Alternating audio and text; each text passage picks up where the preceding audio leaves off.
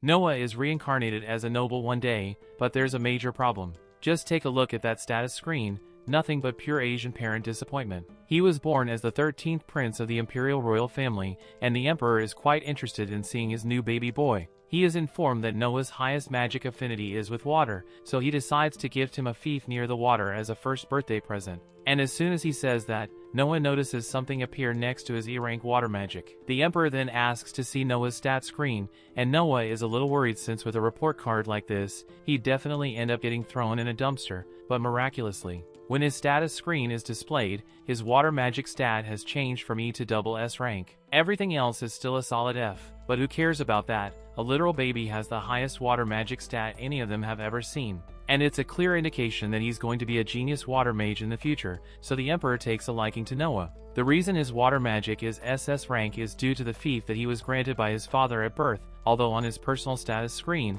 it still appears as an E+S. The other increases to his stats came from his maids, and he's still not sure why, but it seems like the more servants he has, the stronger he becomes. As for his level, it's still only 1, but it can apparently be raised infinitely, so he's bound to become overpowered eventually, but for now, he's still pretty weak. While having breakfast, one of his maids, Evelyn, comes over to inform him that his brothers, specifically the 1st and 4th princes, have come to see him. Normally, being visited by your brothers would be a good thing, but in the past 6 years of his life, Noah has learned that those two are massive jerks, so he has to be very careful when dealing with them. He heads to the lounge area to meet his brothers, and after formal greetings, the 1st prince announces that he brought a gift for Noah. He then calls for his servant to bring the gift in, and as soon as Noah sees the sword, it immediately becomes clear to him that that shit is cursed. He could literally see the tormented souls of the dead hovering around it, and Albert definitely knows this thing is haunted, but he's pretending that it's just a normal gift. There's no way Noah can refuse a gift from the crown prince,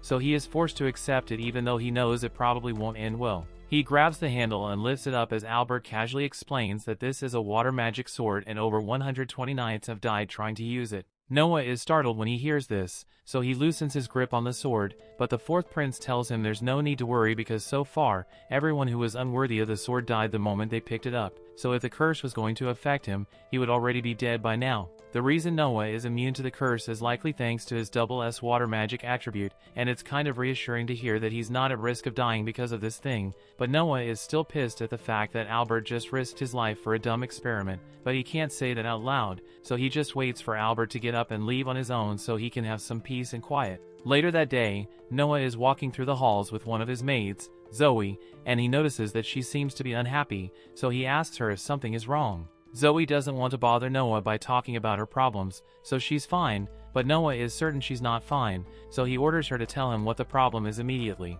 Zoe complies and tells Noah she actually wants to take some time off work to handle family matters. Noah asks what family matters she's referring to, so she explains that her hometown recently experienced a flood, and her mother's farm was washed away, so she currently has no means of sustaining herself. Zoe asks for advice on how she could raise enough money to rebuild the farm, and she was told the only way would be to work in the red light district for a while, which is what she intended to do during her time off, but Noah won't stand for it. He tells her he's going to give her mother a job. After all, he's been meaning to hire a professional reargate closer, and since she's coming with a recommendation, he will pay her 10 Ren a month. Zoe asks Noah if he's sure about this because 10 Ren is much higher than the standard salary, and she has never heard of a reargate closer job, but that's because Noah just made it up. He wants to help Zoe out, and it's his money anyway, so who's going to stop him?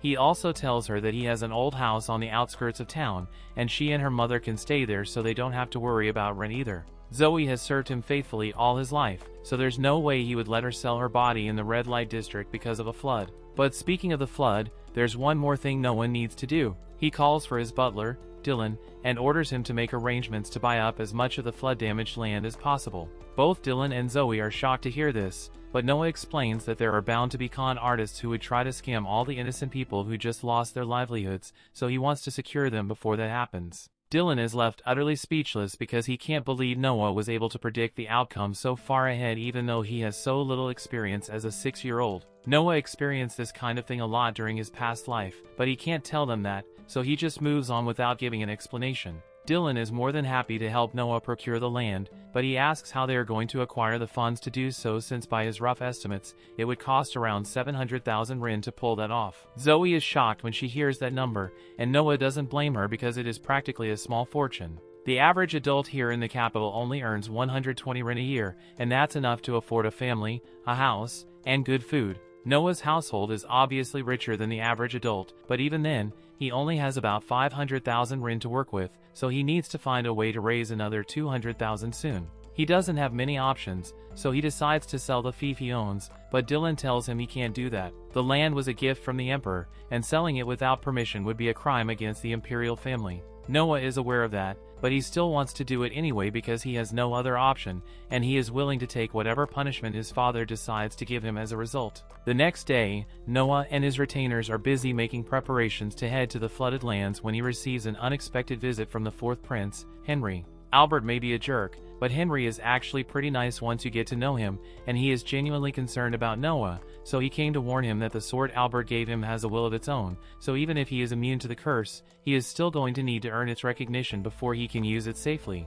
Noah takes his advice to heart, and shortly after, he departs for the village of Dasso. Upon arrival, he discovers that the word flood damage is a bit of an understatement for what happened here because it looks like Kratos and Poseidon had a fist fight out here. From the looks of things, Noah can tell that most of the homeowners must have lost their documents in the flood, so he orders Dylan to head to the government office and find all the copies he can get his hands on to make the purchase go smoother. In the meantime, Noah decides to head down there personally to see how the people are holding up after the flood. Zoe tries to stop him since reconnaissance isn't a job for a prince, but he tells her he's going whether she likes it or not, so she can either come with him or wait in the carriage until he returns. Zoe reluctantly agrees to go with Noah to investigate, and the situation is just as bad as it looks. All the crops have been completely destroyed, so there's no chance of there being a harvest this year, and without a harvest, the villagers won't be able to survive. Just then, Noah hears a bell ring and notices that all the villagers have started gathering in what used to be the town square. Zoe assumes that this must be for food distribution since the Empire provides disaster relief funds to all regions affected by natural disasters like these. Noah thinks it's good that this region's disaster relief system is functioning as intended,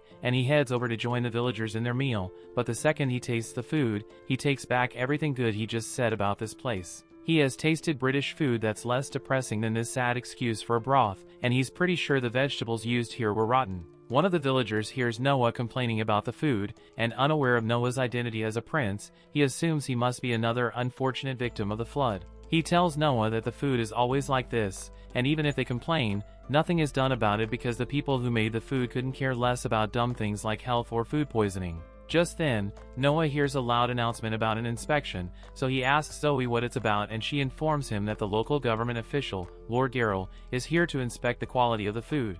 Geralt walks up to the pot of mystery stew, and he thinks it looks like absolute shit, but he's not the one who has to eat it, so he doesn't care. He tells the chef to prepare some actual food for him back at the mansion, and the chef happily agrees since they both have an agreement. However, Noah refuses to let such callous behavior go unpunished. He confronts Geralt and asks him if he's allowing such substandard food to be served because he's pocketing the rest of the food budget for himself, and Geralt believes that Noah is just another powerless peasant, so he openly admits that he's skimming the food budget because he thinks there's nothing Noah can do about it. Listening to Geralt brag about stealing from starving flood survivors makes Noah's blood boil, so much so that the cursed sword begins to react. Geralt has had enough of listening to this random kid's disrespect, so he takes out his sword and prepares to slay him, but before he could do so, the Leviathan sword flies out from its case and arrives next to Noah.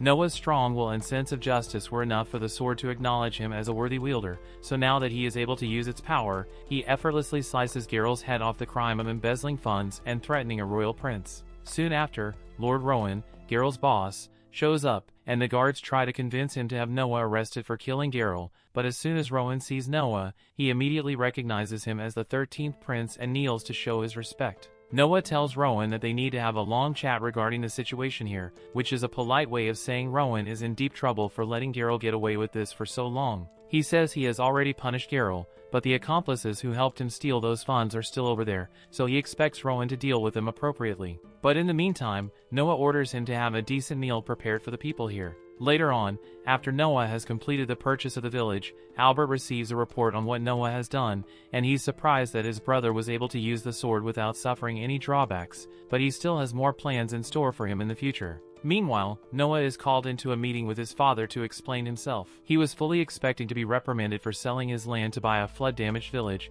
but to his surprise, the emperor actually thanks him. If Noah hadn't done what he did, then the damages suffered by those people would have been far greater. He can clearly see that Noah is a capable young man, so he asks him to continue serving the empire with everything he has, and Noah happily agrees.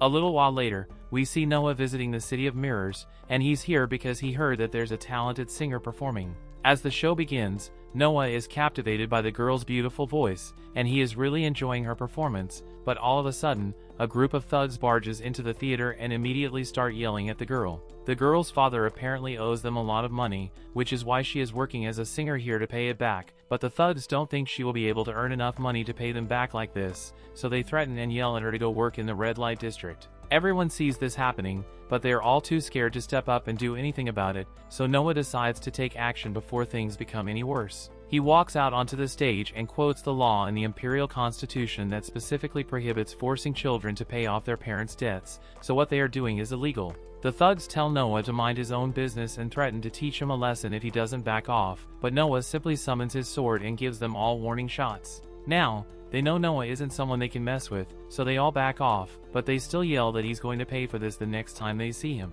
Once the thugs are gone, Noah has his maid hand a business card to the owner of this theater and tells him that if those thugs happen to come back, he should tell them that the girl is under his protection. The owner takes a look at the card and is left speechless at the realization that Noah is the 13th prince. He then turns to the girl and asks her what her monthly living expenses cost. She is hesitant to answer since she spends a lot of money caring for her sick mother, but Noah suddenly tells her he is willing to pay her 25 ron so she can focus on singing without having to worry about money, and she doesn't have to worry about paying him back either, but for now, he would like her to finish her performance. After returning home, Noah is greeted by his head maid, and he is happy to be back home, but there are a bunch of people bowing outside the gate and he's got no clue what that's about. The maid explains that those people are loan sharks, and they said they were here to apologize to him for what they did since they didn't realize that Noah was a prince, but Noah tells his maid to send them away because he isn't someone they can speak to whenever they wish. Just then, Henry shows up, and he heard the whole thing, so he tells Noah he made a smart choice because if he were to grant an audience to hoodlums like them, it would harm the reputation of the royal family. Noah agrees that it would be bad for their reputation to accommodate people like that, but that's not really the reason he chose to ignore them. He explains that there's actually a singer that he wants to support, and he felt that if he let the thugs think that he's still angry, then they wouldn't bother the girl anymore. Henry is surprised that Noah is willing to go so far for a singer, but he is just as surprised by the fact that he was able to think so far ahead in the first place. His other brothers like Frank and Gary are around his age, but they would never be able to come up with such a well-thought-out plan on the fly. Though, it's not like they are expected to since they are still children. Anyway, the reason Henry came here today is because he wants to discuss the sword, and on that note, Noah thanks him for the warning he gave last time about the sword having a will of its own, because it really helped him out. Henry is glad to hear it, but he wonders how Noah carries it around since the sword would normally be too big and inconvenient for a kid his size to carry, but Noah says that it's not much of a problem since he can do this. Henry is shocked when he sees Noah's sword appear out of nowhere, so he asks him how he did it, and Noah explains that he is simply shrinking his sword down and hiding it in his sleeve. The sword has been a national treasure for centuries at this point, yet no one has ever come close to doing something like this with it, and Henry takes this as a sign of Noah's natural talent. Later that evening, Noah escorts Henry to the front gate so he can return home, and that's when he notices that the thugs from earlier are still there begging for forgiveness, but he doesn't particularly care. One of the thugs is really annoyed by the fact that Noah keeps ignoring him, so he gets up and threatens to kill him, but Noah easily knocks him back down without moving a muscle. Henry asks him what he just did, so he explains that he just released some of Leviathan's power to get the man to calm down, and that indicates an amazing amount of control, but by this point, Henry isn't surprised anymore. That same evening, Noah decides to head into town for an event, and upon arrival, he is welcomed by the host, Radok. As they step into the banquet hall, Radok notices the sword at Noah's waist, and it looks rather special, so he asks him about it. Noah explains that this was a gift from his brother, the great sword, Leviathan, and they are all stunned at the realization that Noah is in possession of a national treasure. A few of the people present can't believe a child would own a national treasure even if he is a prince, and by a few people, I mean this particular dude in the back who openly says the sword is probably a replica toy. Noah refuses to let such disrespect go unpunished, so he unleashes a bit of his sword's power to prove that it is the real deal, but he ends up taking it a bit too far, nearly causing everyone present to faint from the overwhelming energy. He eventually ends his display of power, and everyone is visibly shaken, but to smooth things over, he talks about how amazing Noah is for being able to wield such a weapon, and everyone else goes along with it because they don't want to incur his wrath. In truth, Noah wasn't that angry about it,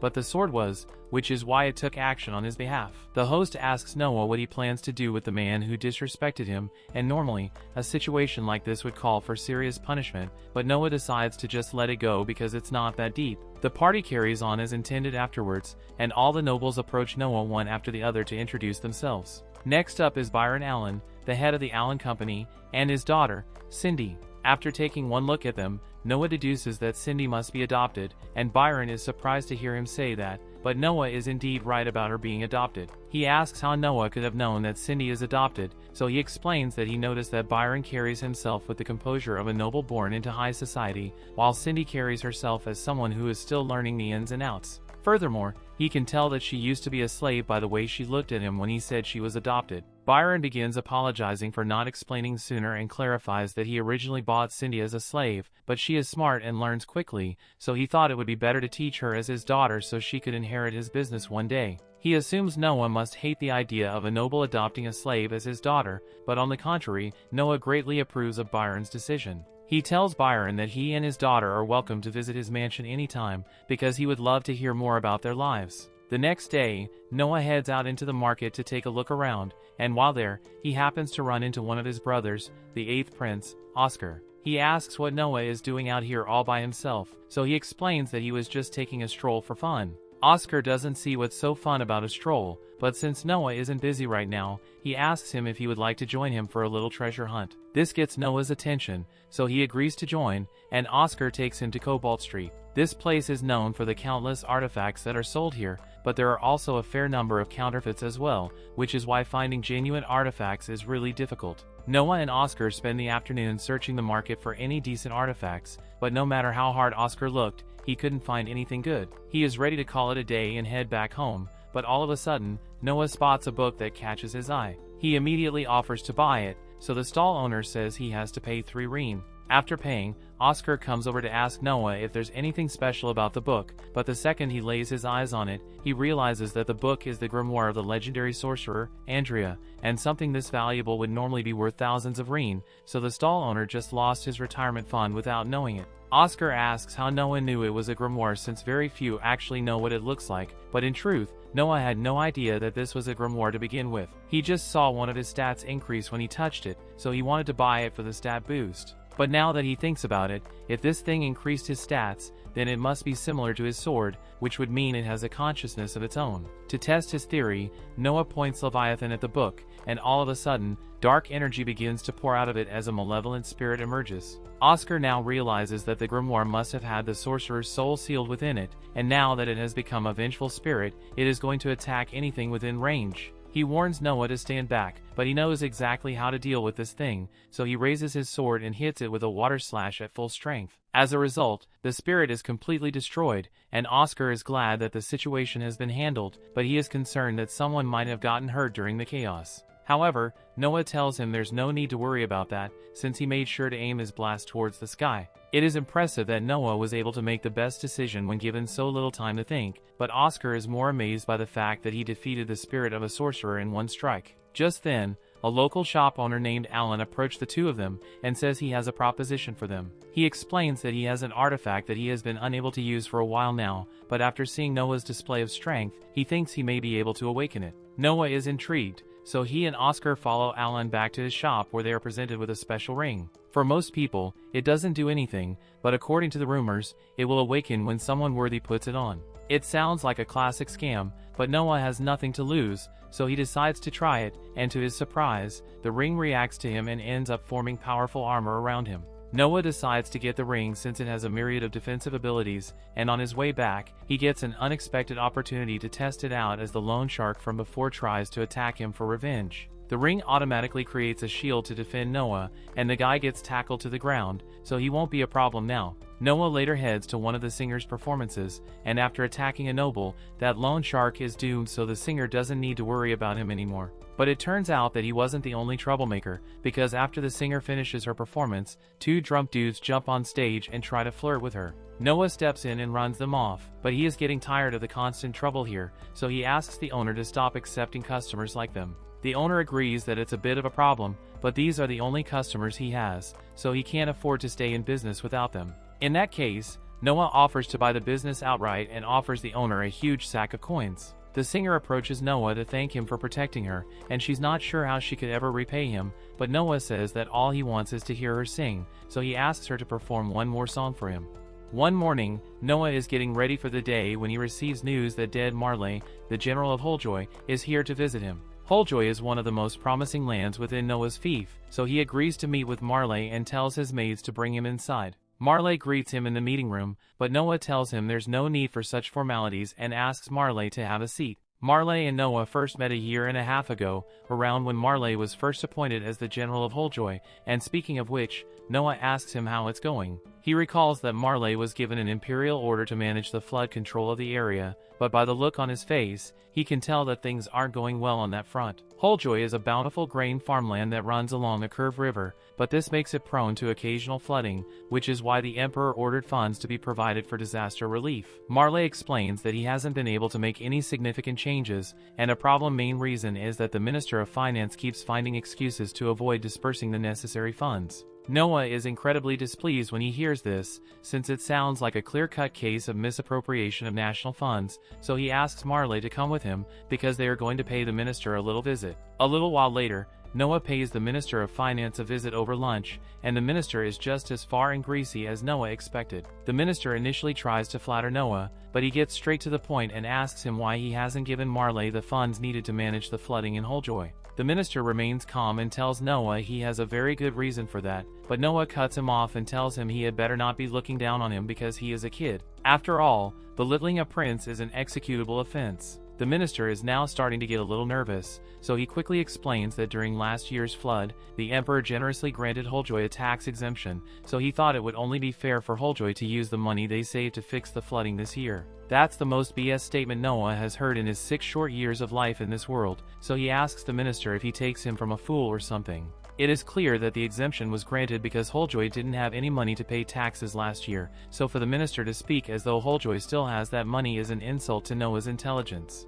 The minister realizes he's in hot water now, so he frantically thinks of another excuse and then tells Noah that the reason he can't hand over the flood money is because he needs it for the emperor. He thinks that by using the emperor's name, Noah won't be able to argue with him anymore, but his excuse was that the emperor is getting pretty old, so he wants to build a royal villa for him, and this is too much for Noah to handle. He tells the minister that he has just committed a grave crime because not only did he call the emperor an old man, he also used his name as a means to cover up his scheme and to make it all worse. His excuse was something as dumb as, "There's a territory flooding, but I need to use money to build a villa." The minister begins begging for forgiveness because he realizes how badly he just messed up, but Noah tells him that if he doesn't want the emperor to hear about this, then he had better hand over the funds at once. The minister runs off in a panic to do as Noah instructed, and it looks like the matter has officially been resolved, so Marley thanks Noah for his help. He also apologizes for getting Noah involved in a situation like this, but he had no other choice since there was no way he could have handled the prime minister on his own.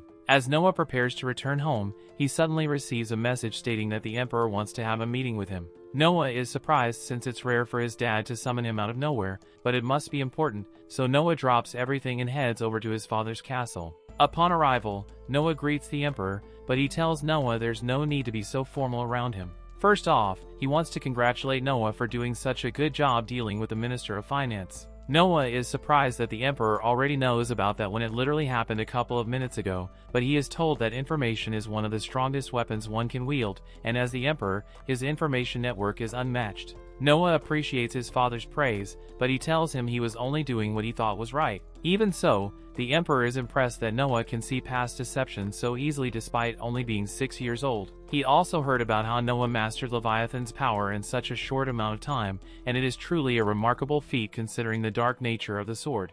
Noah is well aware of how dark Leviathan can be, since it definitely would have killed all those people at the party if he hadn't stopped it, but even though the sword is powerful, Noah hasn't really learned how to properly wield a sword yet, which is why the Emperor prepared an instructor for him. This is Damien Noble, and he is the Empire's greatest swordsman, whom none have been able to defeat, and the Emperor wants Noah to learn as much as he can from him. Noah agrees to the arrangement, but before any formal lessons begin, Damien says he would like to have a friendly duel with Noah. The Emperor doesn't think that would be fair since Noah doesn't know how to fight with a sword, but Damien assures him that this is just going to be a simple test to see how much potential Noah possesses. The Emperor eventually agrees to the duel, so Damien raises his sword and tells Noah to attack him in any way he wants, so Noah grabs hold of Leviathan and charges at Damien. As he fights, Noah can feel the memories and skills of the previous user of Leviathan flowing into him, so his swordplay is growing sharper by the minute. He and Damien eventually lock swords, and just when Damien thinks he's got the upper hand, Noah swipes his sword upwards, disarming the greatest swordsman in the Empire and leaving both Damien and the Emperor speechless. Noah possesses the skills of a swordmaster, so there is nothing left for him to be taught. The Emperor is astonished by the fact that the greatest swordsman just lost to a 6-year-old. He's still really proud of his boy for accomplishing something so great. As a reward, he offers to make Noah the head of this year's Knight Selection Exam, and Noah is greatly honored by the opportunity. The Knight Selection Exam is an annual event involving participants from all corners of the world. Within the Empire, military might is incredibly important. Fighters win their regional preliminaries all gather in the capital for one final battle, and the one who emerges victorious earns the title of Knight. The first job of a newly appointed Knight is to become the subordinate of the head judge of the tournament, and whenever Noah gains a talented subordinate, his stats go up, so he is excited to see what happens. The judging is usually done by either round robin or by elimination, but Noah has something different in mind for this year's tournament, so he asks for permission to cancel the regional preliminaries and hold the entire tournament in the capital. His reason is because he would like to see all the battles in person, and he wouldn't want any strong candidates to be excluded for arbitrary reasons, because he is not there to stop it. The Emperor tells him he is free to do whatever he wants, so Noah moves ahead with his plan. Back at home, Noah asks Zoe if her home village ever sends competitors for the Knight Selection Exam. She confirms this, but adds that her village usually only sends one person in hopes of them making a name for themselves on the village's behalf. Noah informs her that he has decided to get rid of the regional preliminaries, so her village is free to send as many candidates as they wish, and Zoe is happy to hear that, but she tells Noah that there is still a big problem. Part of the reason her village only sends one candidate is because they can't afford the travel and lodging costs necessary to stay in the capital for the duration of the test. The entire village basically has to pool their money together to afford a single candidate, so sending more isn't really possible for them. However, Noah doesn't want talented people to be held back by a lack of finances, so he decides that he is going to cover the travel and lodging expenses for all candidates this year. That certainly is a wonderful idea, but paying for accommodations for that many people would cost an astronomical amount, and they don't have that kind of money to burn. However, Noah already has a plan in mind. He says he is going to buy all the vacant buildings in the area to house the candidates, and if that isn't enough, then he will have a hostel built to accommodate them. That way, the money spent will still have value even after the tournament is over. As for food, he plans to consult all the merchants he has connections with to find the best deal. He eventually calls a meeting with Byron and asks for an estimated cost for his plan. However, when Byron provides an estimate, he is caught off guard because the price is way too low. There's no way Byron could make a profit with numbers like these, but Byron says it's not a problem since he just wants to be of use to the prince. Yeah, Noah isn't falling for that. He knows merchants never give stuff away for free, so he asks Byron to come out with it and state whatever it is that he wants in exchange. Byron is surprised that Noah knows so much about how business works when he is so young, but since that's the case, there's no point in trying to hide it anymore. He talks about how there is a selection process for castle staff, and he was hoping that Noah could pull a few strings so one of Byron's servants could be hired. That way, if any important business were to go down within the castle walls, Byron would be one of the first to hear about it. Noah agrees to the terms, and as a display of sincerity, Byron swears to fully support Noah and Noah alone within the royal family. Gaining Byron as a subordinate has really boosted his stats, but while checking his stat window, he realizes that his water magic stat just went down by 1 rank. His high water stat comes from the territory he owns, so this must mean that something has gone wrong in Almeria. He immediately rushes to meet with his father to inform him that something has happened in Almeria, and while the king does believe him, he asks Noah how he could possibly know that. Noah can't exactly reveal his stat screen, so he keeps his answer vague and says he has been noticing signs for a while now. This apparently satisfies the Emperor's curiosity, goes on to talk about the situation, and that's when Noah finds out that there is a rebellion going on there. The Emperor asks Noah if he would like to handle the matter personally,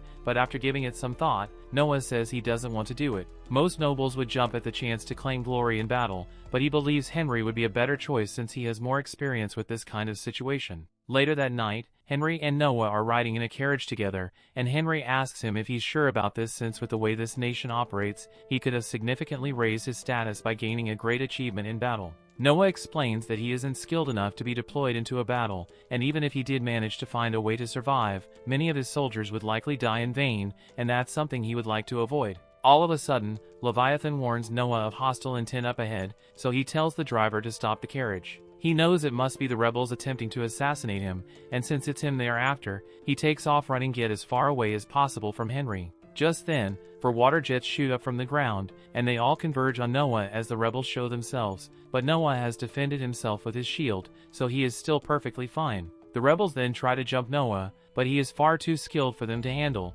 so Noah easily takes them down all in a matter of seconds. Henry is amazed by how easily Noah was able to take the rebels down, but he thinks it's a shame that they didn't get to interrogate any of them since they could have gotten some valuable information. That's when Noah informs him that the rebels are actually still alive. All he did was knock them out, so Henry is free to interrogate them as much as he wants. Later on, Noah had heard that the Almerian rebels consist mainly of cavalry, but Almeria doesn't have any horse farm, so the rebels must be getting their horses and supplies from outside the territory, and knowing that gave Noah an idea. He calls for Byron and orders him to buy all of the horse feed in the region surrounding Almeria. This way, they will run out of food for their horses sooner or later, and they should make it a lot easier for Henry to wipe out the rebellion. Later on, Noah meets with the Emperor, and according to the assassins Noah captured, it looks like the rebels only wanted to kidnap him to use him as a bargaining chip. However, considering how easily they admitted to that, Noah thinks they might be hiding something. The king feels the same way, but he assures Noah he has his ways when it comes to getting prisoners to talk. Noah knows that probably means the captives are going to be getting the pair of anguish and despair, but he'd rather not get involved with that, so he says he will leave the torturing to his father. The Emperor then congratulates Noah for doing such a good job defending himself, because if he had been captured, the Empire would have been forced to make a tough decision. He also commends Noah for his brilliant idea to starve the rebels' horses, but Noah has no idea how the Emperor found out about that when he literally just gave the order. The Emperor goes on to explain that anyone can come up with a starvation tactic, but it takes a real genius to realize that doing such a move would have caused the rebels to attack the surrounding people, so he is really proud of Noah. A little while later, Noah is out on a walk when Byron comes to meet him, and he seems to be done with the task Noah entrusted him with. He says it will be easy for them to acquire all the horse feed before the rebels could buy it, but the leader of the rebels, Carfun, is extremely tenacious and will do whatever it takes to achieve his goal, so he warns Noah to be careful. Just then, Zoe comes up to Noah because there is apparently a wounded man standing at the gate, and he claims to have an important report to give Noah. Noah is intrigued, so he heads to the gate to meet the man and finds out that he is a knight who works in Almeria. He informs Noah that his superior just recently started a rebellion in Almeria, and he was ordered to join the rebellion forces, but he couldn't go along with it, so he fled to report to Noah. Noah already knew about the rebellion, but he still thanks the knight for informing him of it and asks his maid to treat his wounds. He also decided to give the knight a reward of 1,000 rin for his loyalty, but Byron is surprised that Noah would go to such lengths when the information the knight provided isn't even useful anymore. Noah is aware of that, but the fact that the knight chose to come all the way here to relay that information, even though he knew he would be putting his life in danger, shows true loyalty, and Noah wants to reward him for that. A little while later, Noah is in his office filing some paperwork when all of a sudden, Zoe walks in, and she looks really nervous. She collapses on the floor and hands Noah a pouch of coins, but Noah isn't sure what all this is about, so he asks her what's going on. She tells him that some random dude just handed her this bag of money and told her to pour a sleeping drug into Noah's tea so they could kidnap him, so she came to snitch. Noah assumes it must be the rebels trying to get to him again, but he wonders why Zoe even bothered accepting the poison and money in the first place. She tells Noah that she could never betray him after everything he has done for her, but they threatened to kill her if she didn't accept the job, so she had no choice but to pretend to go along with it. Noah understands the situation, and he is grateful that Zoe didn't sell him out, so he offers her a bonus check of 5,000 rin as a reward, 10 times the amount that the rebels tried to bribe her with. Zoe initially tries to refuse since she doesn't think it would be right to accept this much money from him, but Noah tells her to just take it because he has a favor he'd like her to do for him. Zoe says she's willing to do anything for him, but then Noah tells her he's going to voluntarily chug the sleeping drug, and after he's asleep, he wants her to let the rebels take him. Zoe thinks this is way too risky, but she can't go against Noah's orders, so she does as he says, and a few hours later, Noah finds himself tied up in the back of a carriage. This is pretty much what he expected to happen, which is why he hid the shrunken Leviathan in his ears so the rebels wouldn't take it away. Thankfully, he still has his ring on, so he uses its ability to cut the ropes, and once he is free, he asks Leviathan to show him what happened while he was unconscious. Basically, after drinking the drug tea, the rebels broke in and carried Noah's body away before loading him into this carriage and riding off into the forest. They seem to have stopped to take a break, so Noah thinks this is the perfect time to take action and climbs out of the carriage to confront them. The rebels are worried at first when they see that Noah has broken free, because they assume there's no way a kid could possibly defeat all of them. However, Noah begins effortlessly cutting them down one after the other, and in no time, he's the only one left standing. A few moments later, Noah notices a group of knights approaching, and Zoe is here as well. He asks her what all this is supposed to be, so she explains that even though everything went according to Noah's plan, she was still worried, so she contacted the knights and organized a rescue operation for Noah. Noah appreciates the consideration, but there isn't really much to do now, so he just asks the knights to take care of the criminals he just took care of. The knights do as they are told, but while moving the bodies, one of them drops a dagger, and Noah notices something strange about it, so he orders everyone to stay back while he takes a closer look. He can sense an unbelievable amount of malice coming from this thing, and it's pretty clear that it was cursed by someone. But curses go both ways, and Noah can now use this to track down the owner. He readies Leviathan and prepares to use its power to settle the score once and for all. A massive amount of energy is launched into the air, and before long, it reaches the stratosphere, before redirecting itself towards a specific target. The target in question is Karfun, the leader of the rebels, and before he even knows what hit him, he gets obliterated. The next morning, the Emperor calls Noah into a meeting to tell him how proud he is. He just learned that the leader of the rebels got his head blown off by an intercontinental sword strike, and Noah is just glad it worked because he had no idea if it actually hit Karfun or not last night. With the rebel leader dead, the rest of the rebels quickly descended into chaos, and before long, Henry managed to completely suppress them. Once every single participant in the rebellion has been captured, a meeting is held to announce the punishment that they will face for their crime. The Emperor is really pissed about the fact that those people attempted to seize Noah's land, so he orders that they all be drawn and quartered. And everyone begins cheering for the Emperor's decision because they wouldn't dare to question him, but Noah actually has something to say. He tells his father that he doesn't think drawing and quartering the offenders is the best course of action here, and it's not because he thinks they should be forgiven or anything, but the imperial law has punishments clearly laid out for cases of rebellion. The leaders of the rebellion are to be hanged, while those who participated are to be beheaded. The Emperor thinks a painless death is far too good for those people, but regardless, Noah tells him that even if he is the Emperor, he still needs to follow imperial law, otherwise, he would be damaging the integrity of the royal family. The Emperor realizes that Noah is right about this, but he says he won't be satisfied if the culprits receive a tame punishment, so he orders that they should be punished to the fullest extent of the law with no lenience. Noah has no objections to this, so the Emperor makes it official, and he orders the Prime Minister to ensure that the punishments are carried out correctly. All the nobles in the crowd were silent at first since they didn't know how the Emperor would respond to Noah's brazen attitude, but now that they know that the Emperor is on Noah's side, they all begin praising him for his exemplary bravery. Now that the hearing is over, the Emperor stands up from his throne and approaches Noah to thank him for being so forthcoming earlier since he prevented him from sullying the Empire's good name, and he says he plans to reward him for his effort. He declared that he will be granting Noah a title since any child is capable of standing up to their father, but the wisdom to do so at the right time is a talent that is worth recognizing. Thus, the Emperor announces that Noah will hereby be known as the Wise Prince, which is a great honor since it is an extremely rare title. In all honesty, if Noah were a few years older, the Emperor might have considered making him the crown prince right here and now, but he is still far too young for such a station, so this is the best he is going to get for now. That aside, the Emperor recalls that the knight selection exam is going to be starting soon, so he asks Noah if he has decided how he intends to judge it, and as a matter of fact, Noah has a foolproof plan for the event, but he would rather share the details in private, so he asks the Emperor to wait till later. After the hearing is officially over, Noah brings the Emperor out into the garden and has 4 servants stand around with buckets of water while he sips a cup of tea. When he gives the signal, all 4 servants attempt to throw the water on him, but Noah effortlessly uses his ring shield to block each and every last drop.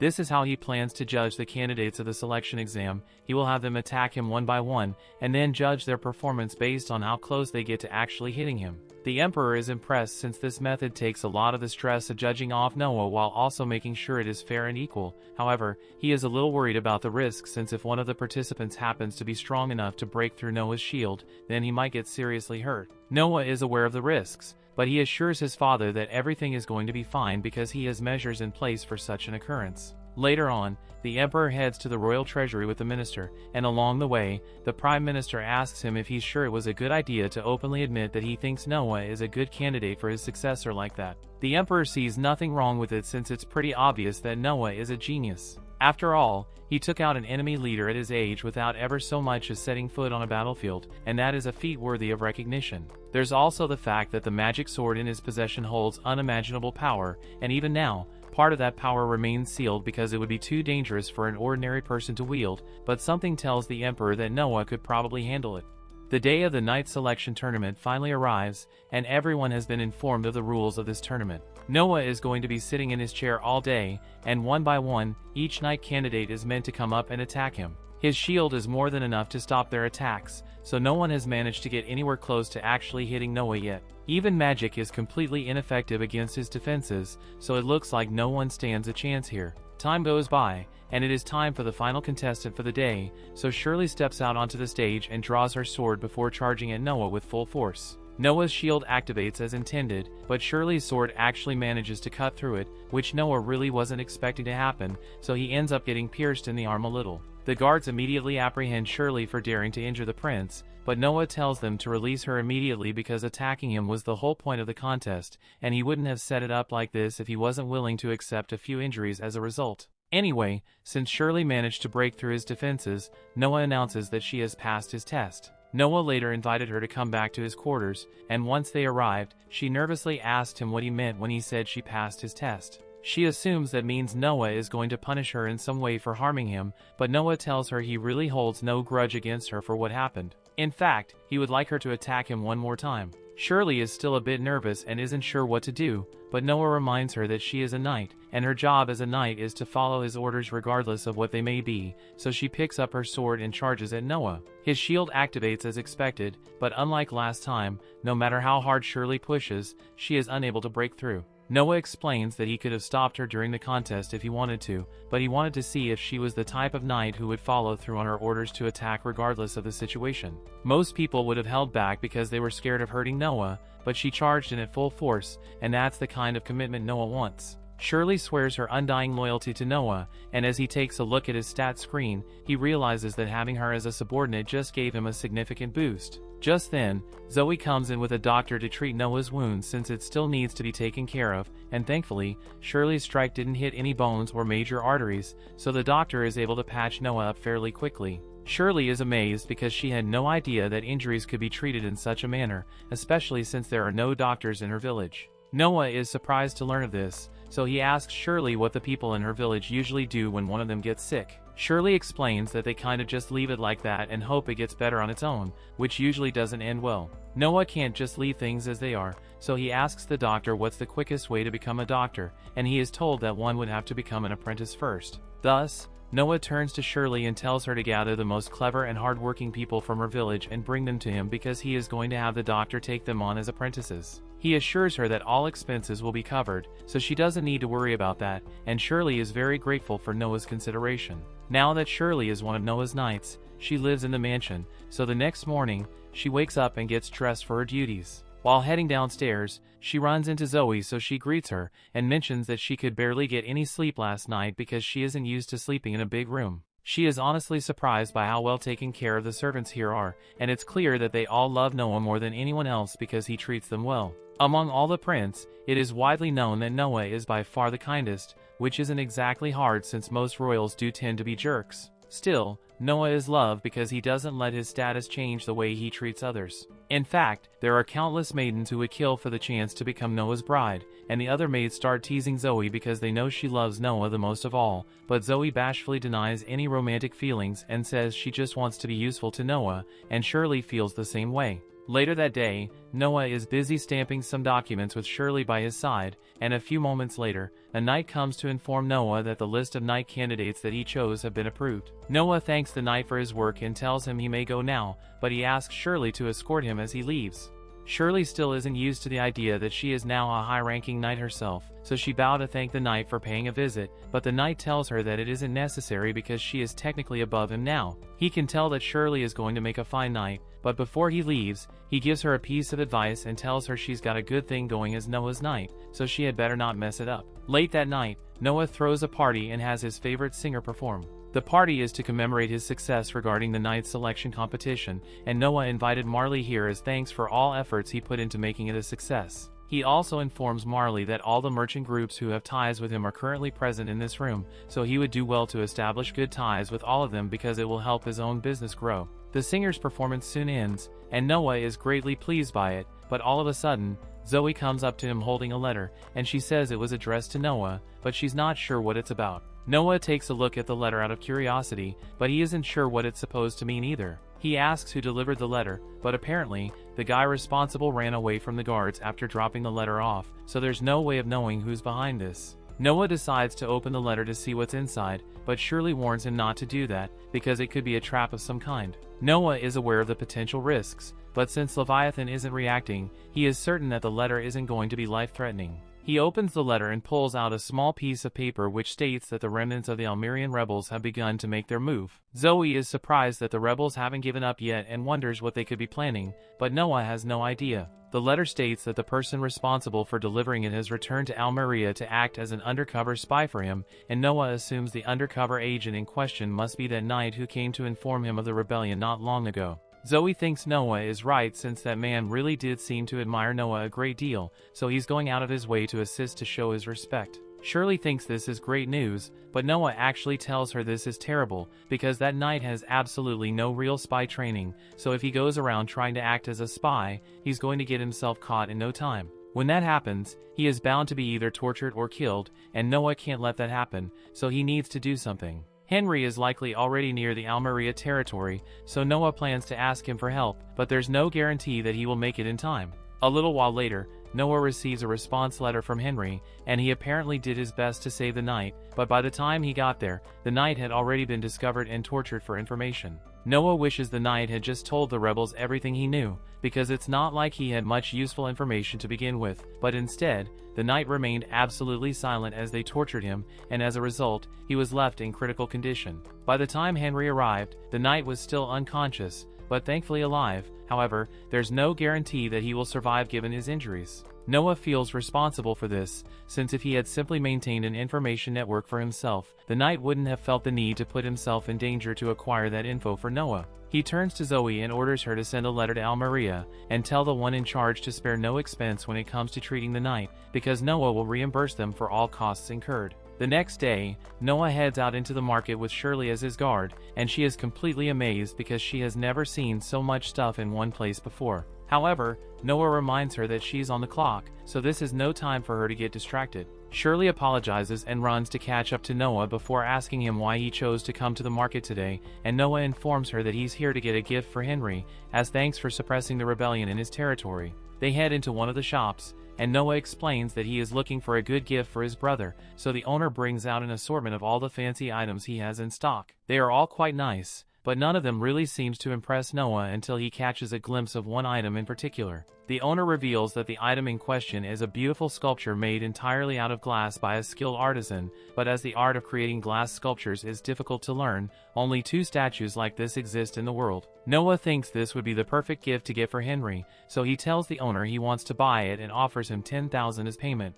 A few moments later, Henry happens to walk into the shop because he heard the owner here has his special treasure in stock, but he goes completely silent when he sees it for himself. He asks the owner if this is really an authentic glass sculpture, and the owner confirms this, but instead of being happy, Henry actually seems upset. There are only 2 of these sculptures in existence, but he never thought a random shop owner would be able to find the second one. Noah asks Henry if he knows where the first statue is, and that's when Henry reveals that he already owns the first one. That pretty much throws a wrench in Noah's plan to give him this as a gift, but he does have an idea. He could just give Henry the second statue as planned, but a two-of-a-kind statue is naturally worth less than a one-of-a-kind, so Noah takes the second statue and smashes it to pieces right there, because now, Henry's statue will be one-of-a-kind, and that's going to make it several times more valuable than it already was. Henry is surprised that Noah was able to understand such a complex concept, but he is grateful for Noah's consideration and promises to return the favor somehow. As Noah is returning home for the day, Shirley asks him if it was really necessary to destroy such a valuable treasure since he still had to pay for it in the end, but Noah tells her it doesn't really matter because it was just an object. He says the only treasure he is truly concerned about is the people who would wholeheartedly devote themselves to him, and to him, Shirley is one of his most important treasures. She has learned a lot about him over the past few days, and she now knows without a doubt that she wants to follow Noah for the rest of her life. 6 years go by, and Noah has grown into a confident 12-year-old prince, meaning he is older, stronger, and ready to do even more amazing things. Since Noah just turned 12, countless people seeking to earn his favor have been showing up to drop off gifts for him, and the line is so long that it has literally been going 3 days straight at this point. It would be one thing if Noah were just receiving the gifts, but he is taking care to accurately note down the names of the people who delivered gifts to him so he can return the favor eventually, and that's a time-consuming process. Within the past few years, Noah has been officially recognized for mastering the power of Leviathan, and by direct imperial order, he was stationed at the Ministry of Military Affairs, which means he has a lot of authority in this department. He asks Henry if there is something he wanted to discuss, so Henry tells him that he actually received an imperial order recently, instructing him to let Rhys over here command an army to suppress the rebellion on the southern border. If the barbarians there are shown any lenience, they go on a rampage, so the plan is to dispatch an army there to demonstrate how superior the Empire's military strength is to theirs, which is where Rhys comes in. Rhys is a decorated veteran with many acts of valor under his belt, so there's no doubt that among all of Henry's knights, Rhys is especially talented, so there should be no problem with sending him. But before any of that, Noah has an important question to ask him. He wants to know how many soldiers Rhys actually has. Hearing this makes Henry wonder what Noah is talking about, so Noah explains that armies receive funding based on the number of troops they report, so it's pretty common for generals to bolster their numbers a bit by registering non-combatants or merchants who can't fight and keeping the excess money. Rhys begins apologizing because that's exactly what he has been doing, and Henry is about to fly into a fit of rage, but Noah stops him and explains that what Rhys did isn't actually a big deal. Sure, he may have falsely stated that they have more soldiers than they really do, but that can work in their favor since having more soldiers on paper acts as a deterrent to most, but in this case, it is a bit of a hindrance since the Emperor is demanding an absolute victory against the rebels, and it makes it hard to plan for that if he doesn't know how many real soldiers there are, hence why he asked the question earlier. Rhys explains that he has around 2,000 actual soldiers and Noah appreciates his honesty, so he writes a letter addressed to the Minister of Military Affairs and tells Rhys to deliver this to him. The letter is a request for 2,000 men's worth of supplies, plus a little extra for Rhys to pocket, but in exchange, Noah tells him that failure will not be tolerated. Later that day, Noah and Henry are heading back home in their carriages, and Henry is impressed by how Noah masterfully both threatened Rhys by exposing his wrongdoing and motivated him by agreeing to let him have the extra money anyway. Though it's a shame Noah hasn't gotten to experience any war yet, because a few war achievements under his belt would make him even more impressive than he already is. However, since he is still young,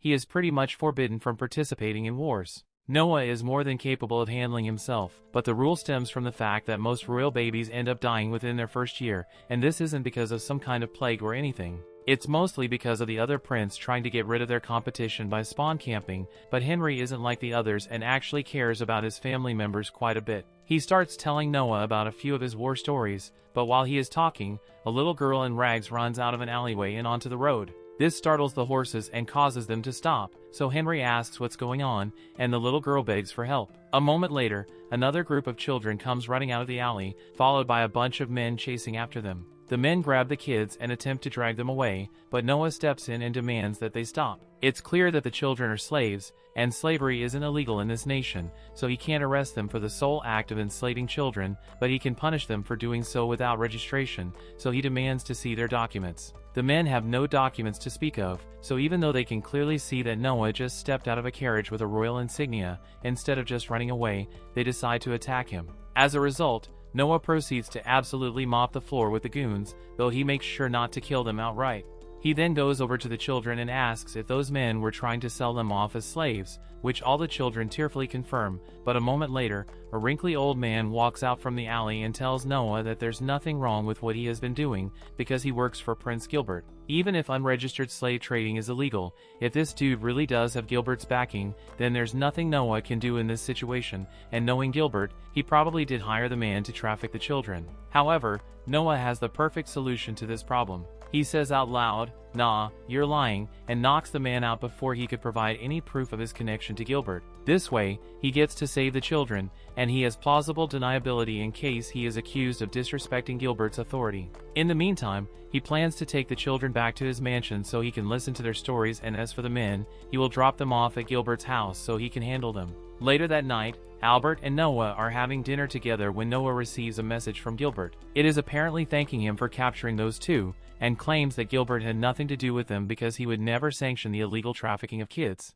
Normally, the criminals would be taken in for questioning, but unfortunately, while no one was looking, they all happened to take their own lives at the same time. Noah isn't stupid, so he knows exactly what Gilbert is trying to do. He killed those child traffickers so they couldn't leak any info about the Gilbert files that would get tracked back to him or his island. Henry isn't surprised since he has known for a while that Gilbert is involved in many deplorable acts, but since Gilbert is the first prince, he has too much authority for Henry to do anything about it. Noah understands why Gilbert is doing it, because even though he is the first prince, because he is the son of a concubine, he isn't allowed to inherit the throne. So he is probably venting his frustrations in any way he can. Henry is impressed that Noah was able to figure that out so quickly when he has rarely spoken to Gilbert, but he doesn't think it's particularly difficult to figure out given what they already know, but as things stand, Gilbert is still pretty much untouchable. The best Noah can do in the meantime is pull a few strings to make sure that the kids that he rescued won't have to worry about being sold off anymore. He tells them they are all free to go,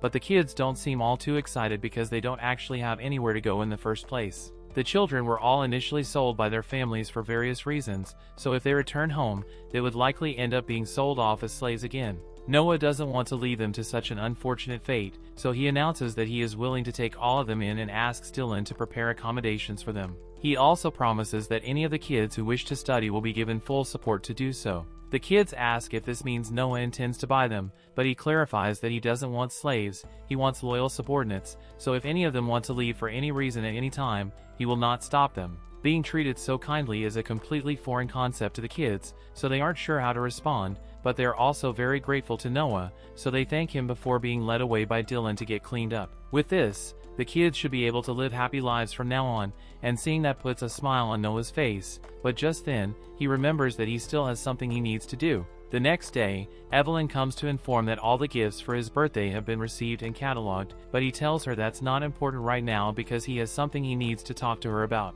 He tells her he's firing her as a maid, but not because she did anything wrong. He tells her he wants her to become the administrator of a region in Almeria, and it is a true honor since this makes her a government official. It is natural that Noah wouldn't be able to rule over such a large area by himself, which is why he has to assign administrators to different regions to manage affairs. He has been watching Evelyn for a number of years now, and he is certain that she is the most clever among all his maids, so she would be perfect for the task. Evelyn is grateful that Noah thinks so highly of her, but she tells him she would much rather stay here and keep working for Noah because she wants to be of service to him. However, Noah tells her that she would be doing him a great service by accepting the position, because if she does a good job, then it will be known throughout the kingdom that Noah is an excellent judge of character, so even if she isn't here at the mansion, she will still be helping Noah in her own way. Evelyn is happy to help in whatever way she can, so she agrees to act as one of Noah's administrators, and Shirley is impressed by how nurturing Noah is when dealing with his subordinates. He is infinitely better than Gilbert in that department, but Noah tells her she probably shouldn't say stuff like that out loud since it could get her in trouble. A little while later, Noah is summoned to a meeting with the Emperor to discuss the incident with those child traffickers. The narrative Gilbert used was that they were scoundrels using his name without his permission, and he had nothing to do with it. Noah knows that's not true, but he has no proof to go against what Gilbert has claimed, so he can't do much right now, especially since all the criminals involved are already dead. Speaking of the criminals, the Emperor asks Noah if he knows what the punishment for illegal slave trading is. Noah recalls that according to the law, the ringleader is to have his arm cut off, and anyone else involved will be involuntarily conscripted into the army, and the Emperor tells him he is correct. He then mentions that he heard the criminals attack him when he confronted them, but since Noah was far more skilled than they were, he suffered no harm. The king is fairly certain that things wouldn't have played out as well for him if he had been in Noah's shoes, because he would have been undercover to hide his identity as emperor, and probably would have hesitated to reveal himself, potentially leaving himself open to injury. The prime minister jokes that if one of the criminals really were to injure the emperor, it would be an imperial crime warranting the death penalty, but Noah interrupts and tells him he's wrong. According to the law, if a royal fails to identify themselves as such, then no acts committed against them can be classified as imperial crimes because the perpetrator was unaware of their status. Noah is correct, but he is a little worried that he might have overstepped his bounds, since correcting the prime minister in front of so many people might be seen as rude. But to his surprise, both the emperor and the prime minister start laughing because they had made a little bet on whether Noah would correct the mistake or not. The emperor has always known Noah has a strong sense of justice, so he was just testing to see whether he would be able to point out someone misquoting the law. And now that he knows Noah's sense of justice is untainted, the emperor then gets up and announces before everyone present that he is hereby appointing Noah as the new minister of justice. Later on, Noah arrives at the Ministry of Justice and he is introduced to Vinny, the vice minister of justice. Noah can see that Vinny is young and talented, so he asks him to explain a general outline of what his duties are as the Minister of Justice. Vinny explains that the Ministry of Justice is in charge of coordinating all the courthouses across the country, but it also tries many cases that occur in the capital. So Noah will be expected to act as a judge. Noah was pretty much expecting that to be the case, but he asks Vinny if he also judges cases from time to time. Vinny says it depends on the situation, but he does handle a case or two from time to time. And hearing that, Noah moves on to his next question and asks Vinny how many bribes he accepts. Vinny is a little shocked and doesn't know how to answer, but Noah assures him that he isn't in any kind of trouble. He simply wants to understand the current situation at Ministry of Justice, so if he admits to anything, then Noah won't hold it against him. Vinny understands and admits that he does indeed accept bribes, usually around a few hundred Ren a year, but that's because he has a personal rule about not accepting certain kinds of bribes. Most other judges have no such rule, so they end up accepting 10 times the number of bribes that he does.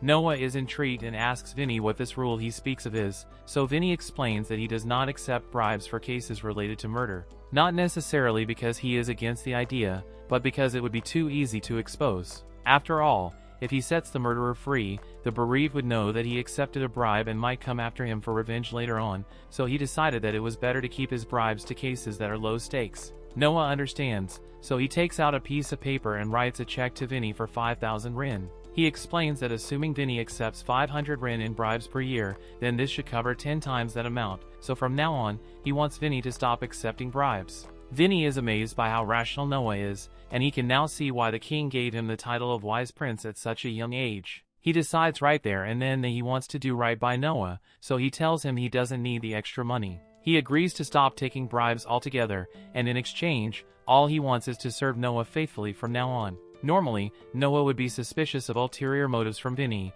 but he looks at his stats screen and realizes that he received a boost from Vinny swearing his loyalty to him, so he must have been sincere in his declaration. Later on, Noah is having dinner with Oscar at his mansion, and Oscar can tell that Noah is a little suspicious, but he assures him that this is just a celebration to congratulate him on being named the Minister of Justice. After all, after Henry, Noah is the second prince to be named a minister. Noah appreciates the gesture, but he still can't help but find the whole thing odd, because in Henry's case, he earned the minister position after stopping the rebellion, but Noah doesn't have any notable accomplishments that would warrant being given such a title, so he thinks the emperor might have something else in mind. He turns to Oscar and asks him if he recalls the story of the time the empire nearly collapsed. As the story goes, it happens because of the previous rule that only the first prince could inherit the throne, and while this may seem normal, it actually led to a lot of unrest because the rest of the royal family, knowing they would never have to bear the responsibility, chose to spend all their time frolicking about without a care in the world.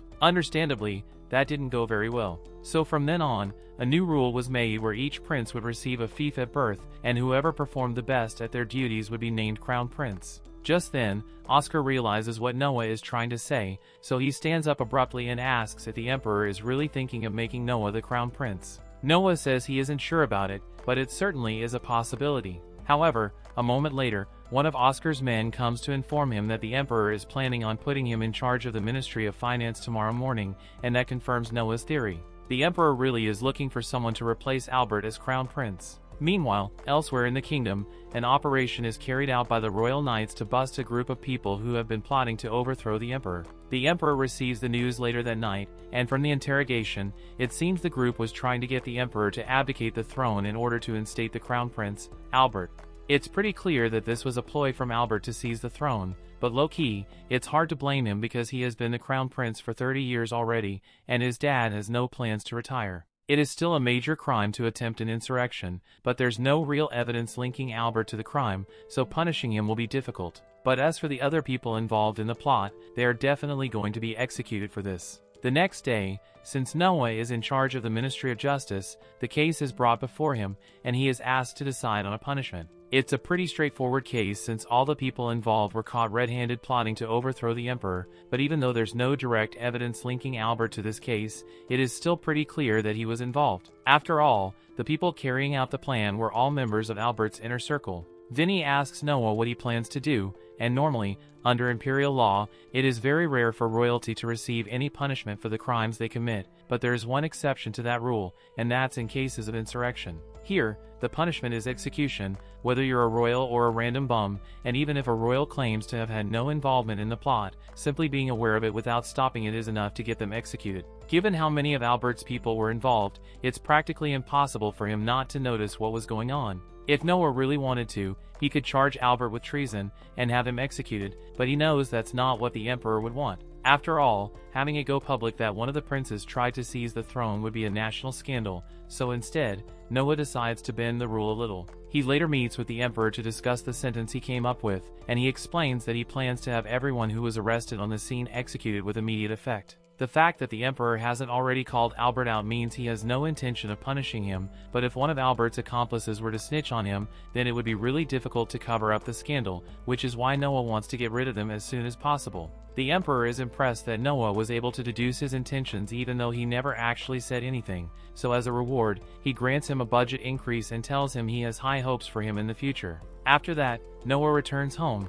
but as he is approaching, he sees two of his front gate guards lying on the ground severely wounded, and it's clear that something is going on. He goes out to check on them, but one is already dead, and the other just barely manages to warn Noah that the intruders who did this are still inside. Noah immediately runs in to handle the situation, and as he runs through the halls, he finds many of his men injured and lying on the ground. He eventually comes across one of the intruders as they are in the process of sliming out one of Noah's men, so Noah charges forward and proceeds to slice all his limbs down to the bone. The intruder attempts to kill himself by biting his own tongue off, but Noah stops him by stuffing some magic metal down his throat. 3 more intruders appear shortly thereafter, and they all attack Noah at once, but he is easily able to slice them down in less than a second. A few moments later, Vinny shows up looking for Noah, and he is relieved to see that Noah is fine, but the situation is still very grim. Though all the intruders have been killed, many of Noah's guards are in grave condition.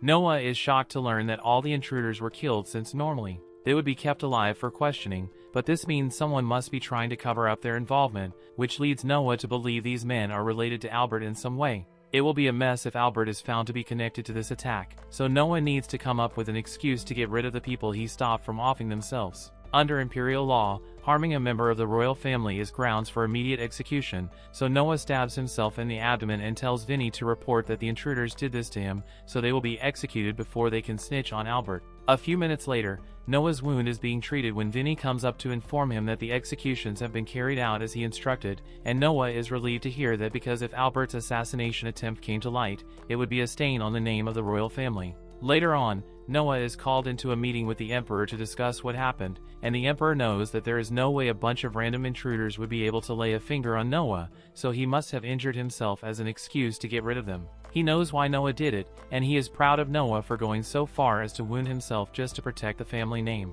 He asks Noah to take a walk with him, and once they are out in the garden, he mentions that it is common for great emperors such as himself to have their reputation tarnished later on in life. When he says this, he is referring to the fact that if he were to be overthrown, the usurper would likely claim he had grown senile in his old age and was unfit to rule the empire. They both know the usurper in question is Albert, and the emperor clearly doesn't trust Albert in the slightest right now. So the only reason he hasn't punished Albert already is because of the implication denouncing the crown prince would have on his legacy.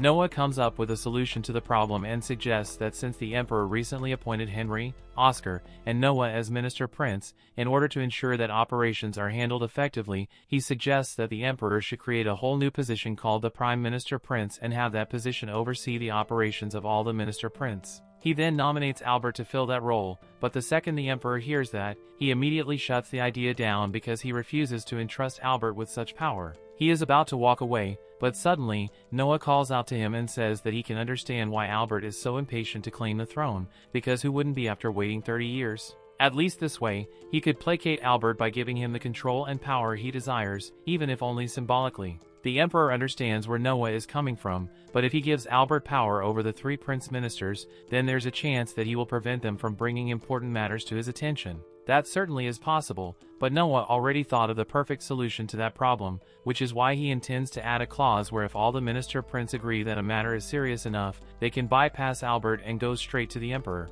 The emperor likes that idea because it pretty much means Albert will have no real power, but it would still be enough to stop him from lashing out. The emperor is grateful to Noah for coming up with such a brilliant solution to the problem, and he wants to give him a reward for his effort, but money won't be sufficient in this case, so he invites Noah to head to the vault with him. He tells Noah he is free to choose any item he wants from the vault, so Noah heads inside and starts looking around with the help of Leviathan, eventually settling on a special box, but the second he opens the box, he is engulfed in flames. Noah soon realizes that the artifact has a consciousness of its own, just like Leviathan does, and since that's the case, he knows exactly how to deal with it. He uses Leviathan to pierce through the artifact's flames in one go and assert dominance over it, and now that he has established himself as the artifact's master, the flames around him recede, and he is left holding a ring. Now that Ludier is in Noah's possession, he gets a significant boost to his fire magic stats, and the Emperor is amazed that he was able to tame it so quickly, though he should have expected as much from Noah. He asks if Noah wants to test it out because he can prepare a few targets for him, but Noah tells him that it won't be necessary because he has something better in mind. He takes the Emperor out into a clearing in the woods, and once he is ready, he activates Ludier, but instead of aiming at something else, Noah launches the fire at himself. The Emperor is worried about him for a second, but Noah assures him that there's no cause for alarm because he just wanted to test Ludier's strength compared to Leviathan, and just as he expected, Leviathan is slightly stronger than Ludier, so he is able to keep the flames under control. Furthermore, he is also able to restrict the range of the artifact to ensure the Emperor's safety, and having this level of control over an artifact that he received literally minutes ago is nothing short of unbelievable, but the Emperor has come to expect the unexpected with Noah. He formally entrusts Ludier to Noah and asks him to use it for the sake of the Empire. A little while later, Noah is brought before the Emperor as the Minister of Justice, and he is appointed to deliver judgment on a particular internal affairs case. The Emperor's brother, Graham, has a nephew who happens to be a little shit, and the nephew has always been tyrannical in ruling his domain, but he went too far this time because he recently killed a completely innocent person for no reason, and that is a serious crime. Graham has taken responsibility for the incident and even offered to pay a hefty fine for it, but Noah tells the Emperor that they can't accept a fine from Graham because he hasn't committed any crime.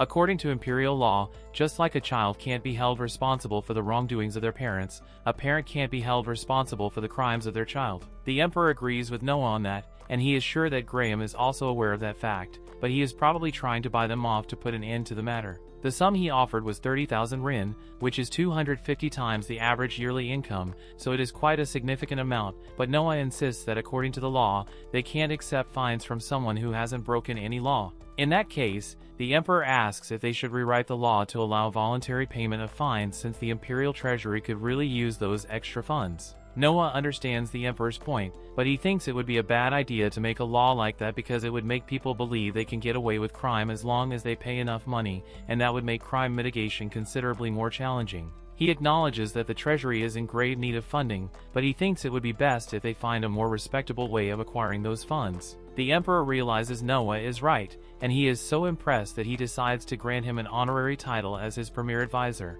Noah is grateful for the new title, and this gives him the perfect idea for a way to make money for the Empire. He suggests that the Emperor could grant honorary titles to those who pay 1,000 rin into the treasury. After all, most people would love the idea of receiving an honorary title from the Emperor, and when a person gains more money than they can spend at once, they usually tend to seek out honor instead. So there should be no shortage of willing participants. The Emperor thinks this is a brilliant idea and asks his Prime Minister to go summon Oscar at once to have him implement this idea since he is the Minister of Finance. Hearing this, Noah decides to leave for today because he wouldn't want to encroach on Oscar's area of authority, but as he steps outside, he finds a group of people gathered around the hole he made earlier. Just then, he is approached by a man named Shizu, and Shizu explains to him that the others are just intrigued because they have no idea how the ground melted in such a way. One of them even fell in trying to figure it out, which Noah finds amusing. He hands a pouch of money over to Shizu and asks him to spare no expense in treating the person who fell into the hole since he is the one responsible for it, and Shizu thanks Noah for being as generous as always. Just then, Noah notices that Shizu is carrying something, so he asks what it is, and Shizu explains that it's a box of rhino beetles.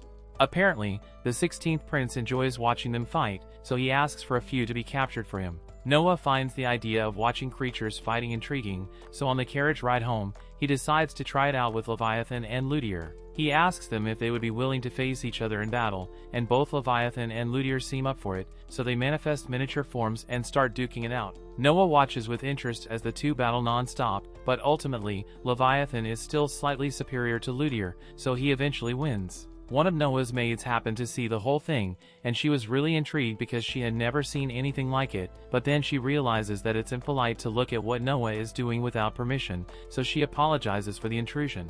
Noah tells her he doesn't mind and even offers to show her some more, since Ludier seems to want a rematch. Noah wonders if he can get stronger by watching these two fight, and as he takes a look at his stats screen, his theory is confirmed because he realizes his level just went up. After returning home, he has Leviathan and Ludier fight a dozen more times, and so far, Leviathan has won every single battle, but each time, Ludier's technique improves bit by bit until he is finally able to defeat Leviathan. After the last battle, not only did Noah's level go up once more, Ludier's rank also went up a little, meaning Noah's items can grow stronger by facing each other in battle, and he gains experience from the whole process. Zoe is amazed because this basically means that Noah can indefinitely raise his level without even needing to fight, but Noah tells her it's not that simple. The first time his level went up, all it took was one battle, but to get the second level up, it took 10 battles, so the experience required probably goes up with each level. Just then, Henry shows up looking for Noah and tells him that he is about to be sent on his first mission. Apparently, a monster nest nearby has recently begun acting up, so Noah has been tasked with handling it, and to decide how many troops Noah will need to take, Henry pulls out a special magic box. For this kind of thing, you don't want to take too many or too few soldiers, so the box analyzes your capabilities and comes up with an ideal number of troops for the mission. However, when Noah touches the box prints out the number 1, meaning Noah alone is enough to handle the monster nest. Henry is shocked since this is the first time something like this has ever happened, but is it really surprising at this point? Later that day, Noah is in his study, reading a book when he is suddenly informed that someone is here to meet him, so he stops what he's doing and tells them to come in. The person in question is Reese, and he apparently has a message from the Emperor for Noah. According to the imperial customs, a person delivering a message from the Emperor is to be treated as the Emperor's proxy and afforded the due respect, so Noah kneels before Reese as he delivers his message. Reese then proceeds to inform Noah that by the Emperor's orders, his mission has been postponed until further notice, and after he's done delivering the message, Reese kneels before Noah to show his respect. As a member of Henry's house, Reese has to follow the rules which state he must always show proper respect when meeting a prince, regardless of which prince it is. After he's done paying his respects, Noah asks Reese if he knows why the Emperor postponed the mission, since Noah should be more than capable of handling it on his own, but Reese informs him that it is precisely because of how capable Noah is that the Emperor postponed the mission. He apparently wants to turn it into a grand event so everyone in the Empire can bear witness to how great Noah is, and if that's the case, then Noah assumes it's going to take a while for everything to be prepared. In the meantime, Noah decided to head to the local artifact merchant to see if he has any sentient artifacts in stock, but unfortunately, the man says he hasn't come across anything of that nature. Noah is disappointed, but he kind of expected it to be difficult to come across something like that, so he hands the shopkeeper a bag of money and tells him to keep an eye out for anything that fits that description. He also promises to give him an extra reward if he finds something good, and I know Noah is trying to be generous, but if the Empire's treasury is kind of low on funds, maybe he shouldn't be handing money out left and right. Noah is about to start heading home, but as he is leaving the market, he notices a commotion, and it turns out that there's a man threatening a shop owner because the dude didn't want to sell him an item that someone else has already reserved. Dalem was notorious for this kind of behavior, but none of the shop owners in the area could do anything about it because his status pretty much makes him untouchable. However, Noah suddenly yells at him to stop, and as soon as Dalem spots him, he recognizes Noah as the 13th prince, but he doesn't look particularly worried. Noah tells Dalem that what he was doing just now counts as intimidation, and that is a serious offense, but Dalem corrects him and informs Noah that he is a member of Prince Gilbert's house, and as per imperial law, he can't be convicted of any crimes aside from murder or treachery, which means even Noah can't punish him for something as minor as intimidating a few shop owners. Noah knows Dalem is right about that, and normally, there really would be nothing Noah could do to punish Dalem, but then he remembers the rule about members of an imperial house being required to show respect to all princes when meeting them, and that's good enough of a reason for Noah to accuse Dalem of being disrespectful to the royal family. He then orders Shirley to apprehend Dalem, and while she has him pinned to the ground, Noah asks if anyone has something he can use to punish Dalem, and since the shop owners hate Dalem so much, one of them wastes no time pulling out a whip. Dalem is tied to his stake shortly after, and Shirley asks Noah how many lashes she should give him. Noah says that if Gilbert found out that one of his people was using borrowed authority to terrorize his people, then he would most definitely give them the death penalty. So that's exactly what he plans to give Dalem, and a long and painful lashing session later, Dalem was pronounced dead. Noah regrets nothing, but he does realize that his decision was overstepping boundaries since Dalem was one of Gilbert's people, so he decides to go over to Gilbert's mansion to apologize. And to really sell the apology, he asks Shirley to put him in handcuffs. Upon arriving at Gilbert's estate, no one explains what happened in great detail, and apologizes for failing to discuss this with Gilbert before making such a decision. But Gilbert seems pretty chill about the whole thing and tells Noah that he did nothing wrong because he wasn't someone worth worrying over. If anything, he thinks it's fair to say that Noah did him a favor by protecting his reputation from a man who would commit crimes in the name of a prince, and with that, Gilbert formally forgives Noah for what happened. Now that all is said and done, Noah and Shirley leave Gilbert's mansion, but as they are walking away, Shirley asks Noah if it was really necessary for him to handcuff himself to apologize even though Gilbert was so chill about the whole thing. But Noah reveals to her that in reality, Gilbert was furious the entire time, but because Noah came to apologize immediately, he couldn't take his anger out on him and was forced to accept the apology. The next day, Noah is back at home when he is suddenly informed that a member of the imperial family is here to see him, and as he agrees to the meeting, he is introduced to Dawn. Dawn says he has heard a lot about Noah's exceptional capabilities, and he says he would like to come serve under Noah here, to which Noah agrees. But he can tell that there's something off about Dawn, so he asks Dylan to do a thorough background check on him. Sometime later, Dylan completes the investigation on Dawn, and just as Noah suspected, it turns out that both Dawn and his parents are loyal to Gilbert, which means Gilbert likely sent him here as a spy. The servants of a prince usually have to follow strict rules about who they can interact with, so it is common for them to end up marrying and having kids with one another, and any children they have ultimately end up swearing loyalty to the prince from a young age. Dawn is one such child, but even though Noah knows he is a spy, he tells Dylan to keep this under wraps for now because he can use this information to his advantage later on. Dylan understands, but still, he is most impressed by the fact that Noah was able to discern the fact that Dawn was a spy during their first meeting. However, Noah didn't actually do anything special, he just noticed that even after he agreed to let Dawn serve him, his stats didn't go up, and that could only mean that Dawn wasn't truly loyal to him. In other news, Dylan informs Noah that the merchant whom he asked to keep an eye out for special artifacts is here, and he claims to have something that might interest Noah. Noah orders for the man to be brought in, and once he arrives, after greeting Noah, the shop owner presents him with the artifact he recently acquired, a large painting. Noah is a little caught off guard by this, since he was expecting the artifact to be something like armor or weaponry, but as he approaches the painting, Leviathan begins to react, so he can tell that there's definitely something off about it. He asks the owner if the painting is somehow cursed, and the man confirms it. To demonstrate, he brings out a replica painting that was created around the same time as the original, and while the two paintings may look similar, Noah notices that there's a slight difference in the facial expression of the girl. If the replica was made to be an exact copy of the original, then that must mean the original changed over time, and if it got Leviathan to react, then it must have a consciousness somewhere in there. Noah then draws Leviathan and uses it to sever the bond between the painting and the consciousness, allowing the girl trapped inside to finally escape, and though it may have worked as Noah intended, the owner is understandably freaked out because he didn't expect to see a spirit float out of a painting today, even if it was cursed. Just then,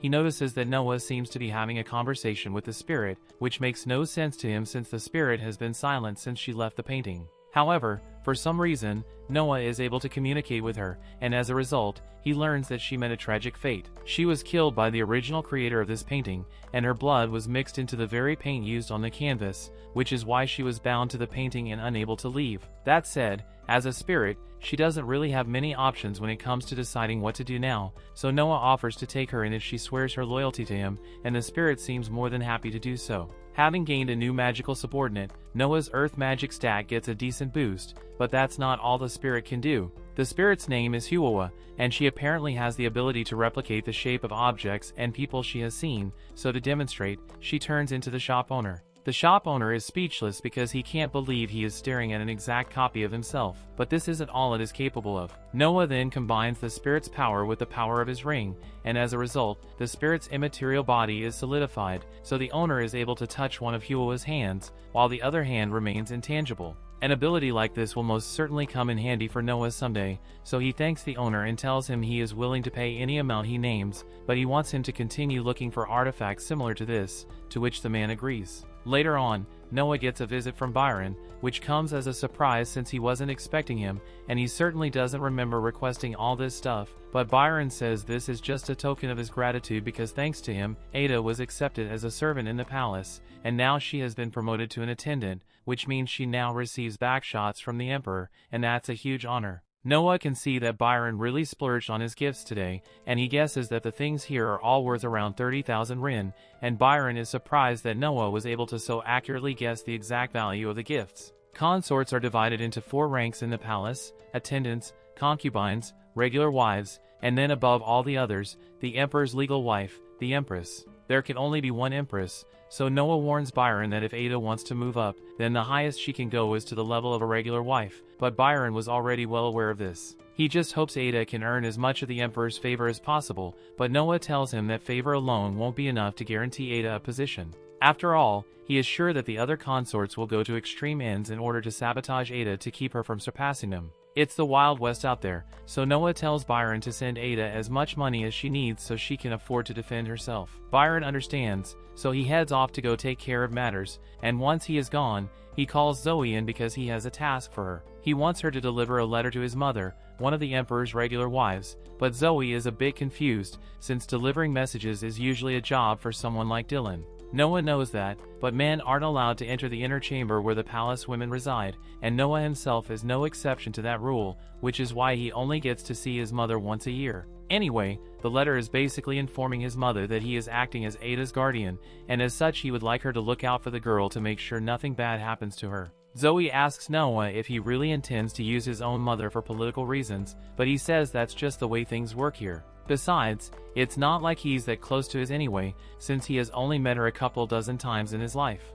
On that note, he asks Zoe how her mother has been doing lately. Zoe tells him that her mom has been doing great, and she is extremely grateful that Noah has created a place for her here in the capital, but there's something that has been bothering her recently. She isn't sure if it's something important enough to mention to Noah, but Noah says he wants to know what it is, so Zoe informs him that one of her mother's duties is to close the gate at night, but recently while doing so, she caught a glimpse of what looked like someone sneaking around the premises. She couldn't get a good look at the person's face, so she doesn't know who it was, but it seemed really suspicious to her. Noah has a good idea of what might be going on, so he thanks Zoe for bringing this to his attention and asks her to tell her mother not to mention this to anyone else in the meantime. Later that night, Zoe's mother is closing the gate as usual, but all of a sudden, Don sneaks up behind her and kills her with a poison needle to the neck. He then runs off to avoid being spotted, but all the while, Noah, Zoe, and her mother are watching from a distance. Noah had anticipated something like this because he knew the only person who would be sneaking around this late at night would be Dawn,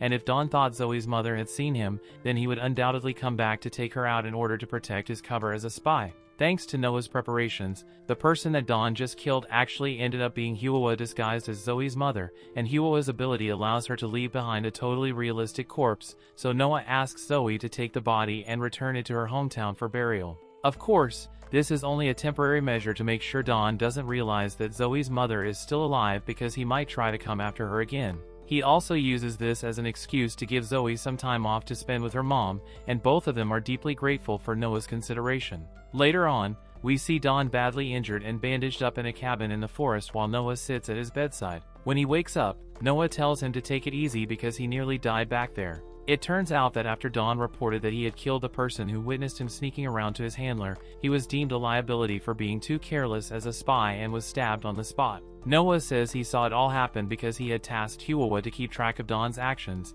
and if he hadn't been there to help, then there's no doubt that Don would have died. Don is impressed that Noah was able to figure out that he was the spy so easily, and he can understand why people call him the Wise Prince now. He honestly would have preferred to serve under Noah, but he was already in the service of Gilbert, and he had no choice but to follow orders. Noah tells Don to stop talking, as though it is too late for him to turn things around because as long as he sincerely swears his loyalty, Noah is more than willing to accept him as a genuine subject. Don is shocked to hear that and asks if Noah is sure he wants to accept someone like him even after everything he has done. Noah confirms it and promises that he won't discard Don the same way Gilbert did, but he warns that if Don were to ever betray him, he can expect a fate worse than death. Don understands and swears his loyalty to Noah on the spot, and this time, Noah notices that his win stat went up a little, which must mean Don was really sincere this time. That said, since Gilbert thinks Don is dead, he's going to have to lay low for a while with a new name to avoid being found. He tells Don to find a quiet region within Almeria and head there in the meantime,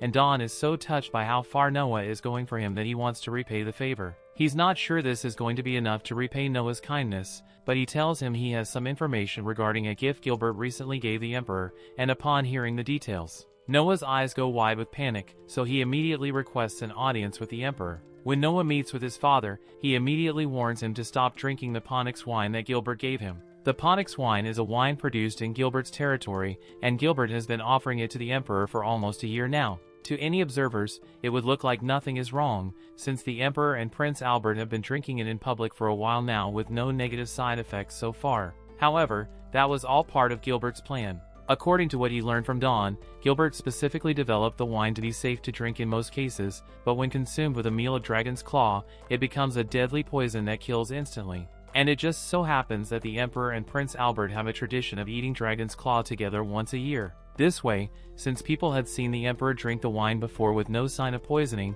they wouldn't suspect that Gilbert's wine had anything to do with the Emperor's death, and he would be free from all suspicion.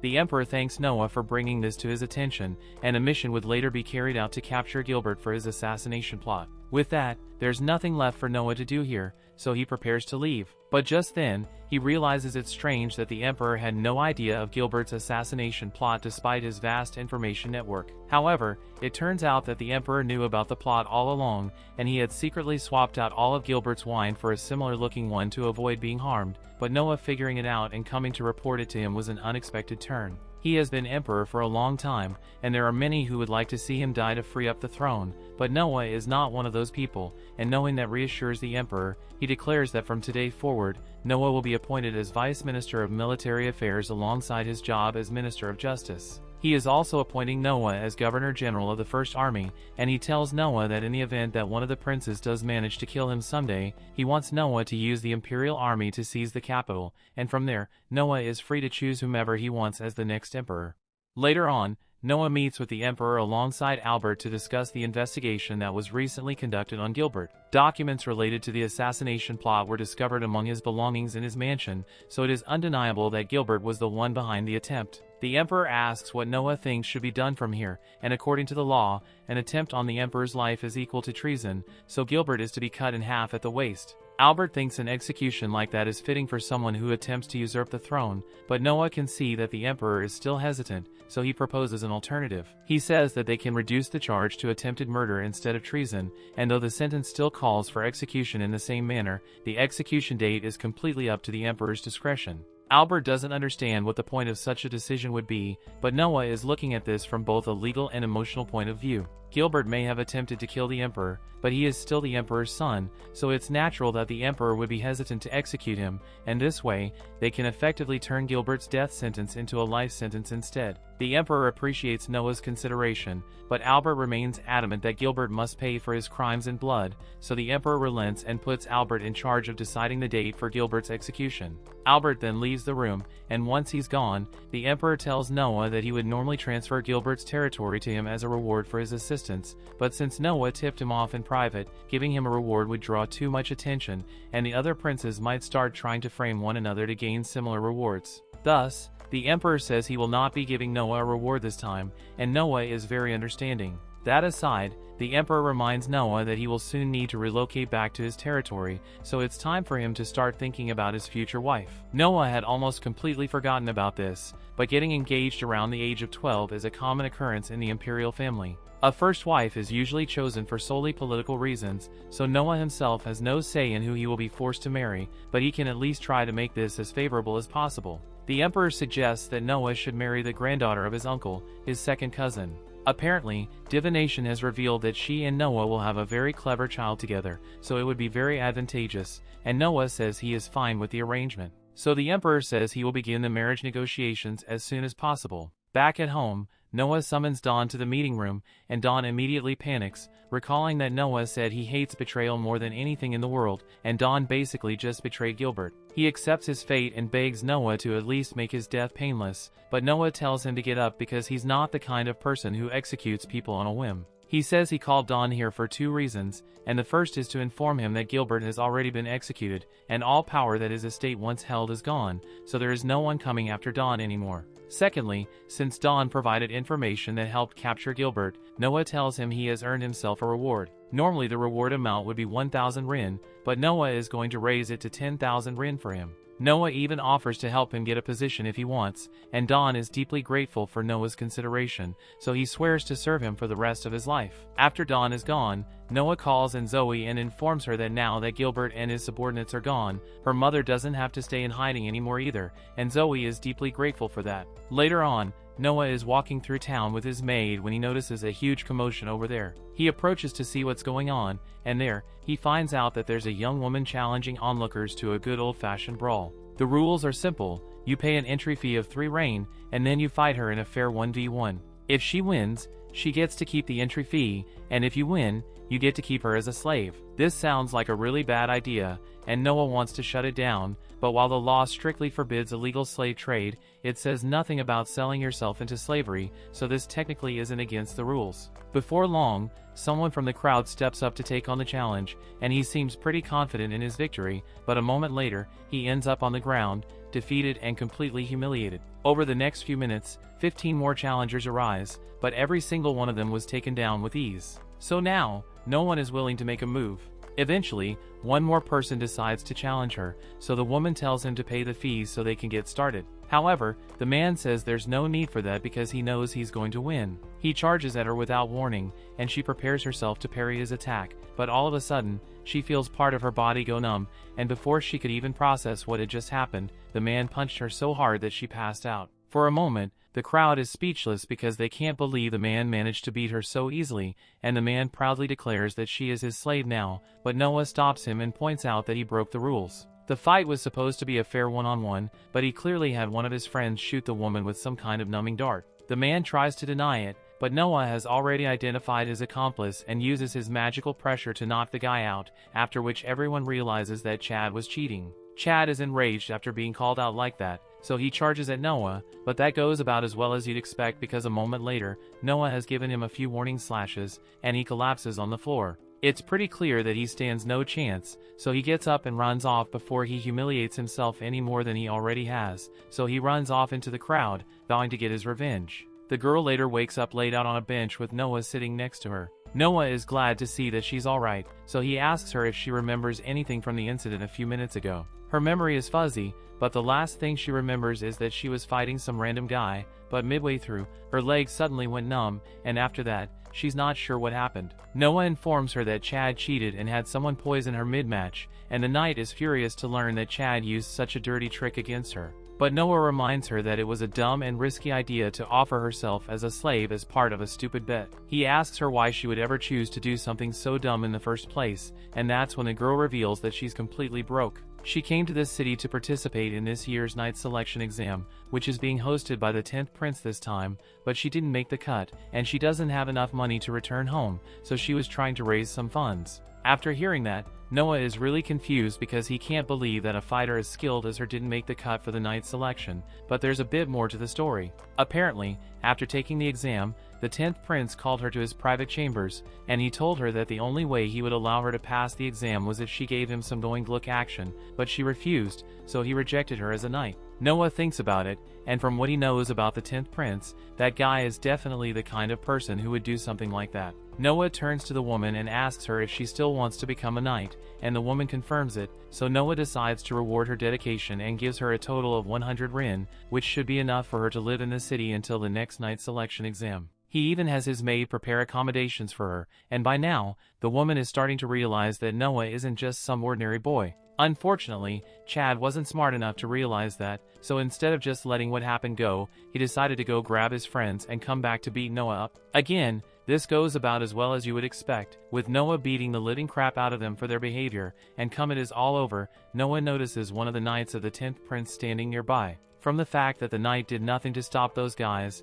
Noah can tell that he must have been paid off to attack him, but upon recognizing him as the 13th prince, the knight realizes how bad that idea would be, so he bows to beg for forgiveness. Since the knight didn't actually attack him, Noah agrees to let it go just this once, but he tells him that he's going to have to punish Chad and his group. After seeing all this unfold, all the pieces about Noah's true identity fall into place for the woman, and it's clear that he is the 13th prince, but what she is most impressive by is how humble he is, because the entire time he was talking to her, he didn't flaunt his status in the slightest. Just then, Noah notices a man sitting on a bench nearby clapping for him, and at first, one may think this is just a random guy, but Noah immediately recognizes him as the uncle of the emperor, the lightning prince, Indra Ararat.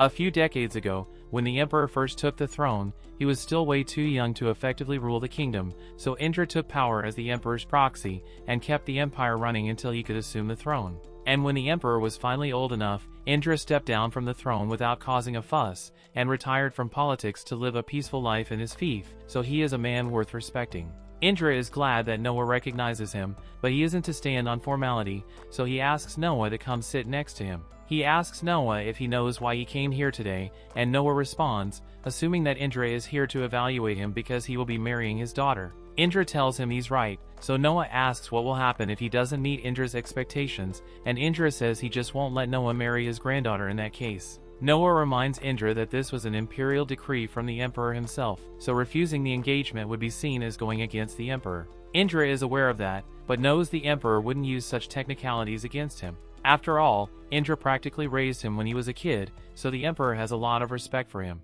If it were about anything else, Indra wouldn't hesitate to respect the emperor's authority, but when it comes to his precious granddaughter, he has to personally ensure that her future husband is a good match for her. Noah understands, so he asks Indra if this means he has passed the test, but Indra says that remains to be seen, and a moment later, an invisible force begins pressing down on Noah from all sides. Noah recognizes this as the same technique he uses to subdue opponents, so he prepares to counterattack, but then he realizes that he's probably a lot stronger than Indra in his old age, so he should probably take it easy so as not to humiliate Indra in public. Indra feels the pressure Noah is releasing, and it only takes a second for him to acknowledge that Noah is certainly worthy of his granddaughter, especially since he can tell that Noah was holding back for his sake. Satisfied with what he has seen, Indra tells Noah that he expects him to take good care of his granddaughter in the future, and Noah agrees without hesitation. To celebrate the occasion, Indra decides that everyone should go get some drinks together, and he tosses Noah a ring as a personal gift.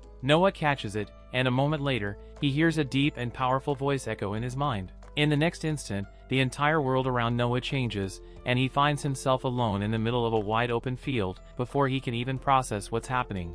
A massive magic bowl comes charging straight toward him at full speed. It tells Noah to prove that he is worthy of wielding his power, and by this point, Noah knows exactly how this works, so he takes out Leviathan and calmly strikes the bowl down. Once the bowl stops moving, it submits to Noah and his master, and when Noah checks his stats and notices that his light skill has a +C next to it, just as he's looking over the change, the bowl suddenly speaks. A moment later, Noah returns to the real world, and seeing the expression on Noah's face, Indra can tell what just happened. The creature Noah just defeated is known as the Behemoth, and it is an extremely powerful magical beast with a special ability. As Noah listens to the explanation, he casually slides the ring onto his finger and reaches over to pick up a nearby kettle, and the moment he touches it, it turns to solid gold. Indra is impressed because even at the peak of his own strength, he was never able to tame Behemoth, yet Noah managed to do it almost instantly. After that, Noah summons a small manifestation of the Behemoth's form and explains to Indra that he is able to grow stronger by making these little guys battle each other. Indra doesn't know what Noah is talking about, so Noah decides to give him a demonstration, and summons the Leviathan, Huwa, and Ludier, but then something strange begins to happen. Apparently, it has been several decades since all 4 of these magical items have been gathered together in the same place at the same time, and now that they are all present, something very special is about to happen. Noah finds himself in a dream space where he hears the voices of all 4 artifacts, and they talk about how they haven't been brought together since the Silver Age. The last guy who unleashed their power was level 255, so they are eagerly awaiting the day that Noah does the same. After they say this, Noah returns to his body, and for a moment, he wonders if he hallucinated the entire thing. But then the crowd of citizens around him start staring at one another in awe, because they just heard a voice addressing Noah, so they assume it must have been God bestowing blessings upon him. Indra heard the voice as well, and he also believes it was God, so he congratulates Noah because this is truly a joyous occasion. Noah agrees with him, and to commemorate the moment, he has his maid hand out 10 rin to everyone present. This is part of an old tradition among nobles, where whenever something tremendously good happens to them, it is customary to share that joy with those around you in any way you can, which in most cases means handing out money. Just then, the Night Lady speaks up and asks Noah for permission to reject the offer he made to her earlier. Noah asks her why she would want to do something like that, so she explains that she has decided that she wants to become Noah's knight, and when that happens, she wants it to be because of her own merit, not because Noah gave her a helping hand. Noah understands where she's coming from, but he still rejects her request and tells her that that's something only a second-rate knight would do. She's worried that she might fail to live up to Noah's expectations after accepting his help, but if that's the case, then he tells her all she needs to do is work even harder to make sure she doesn't fail. The knight is moved by Noah's words, so she agrees to work her hardest to live up to his expectations, and Indra is impressed by how well Noah is able to talk to people and quell their worries.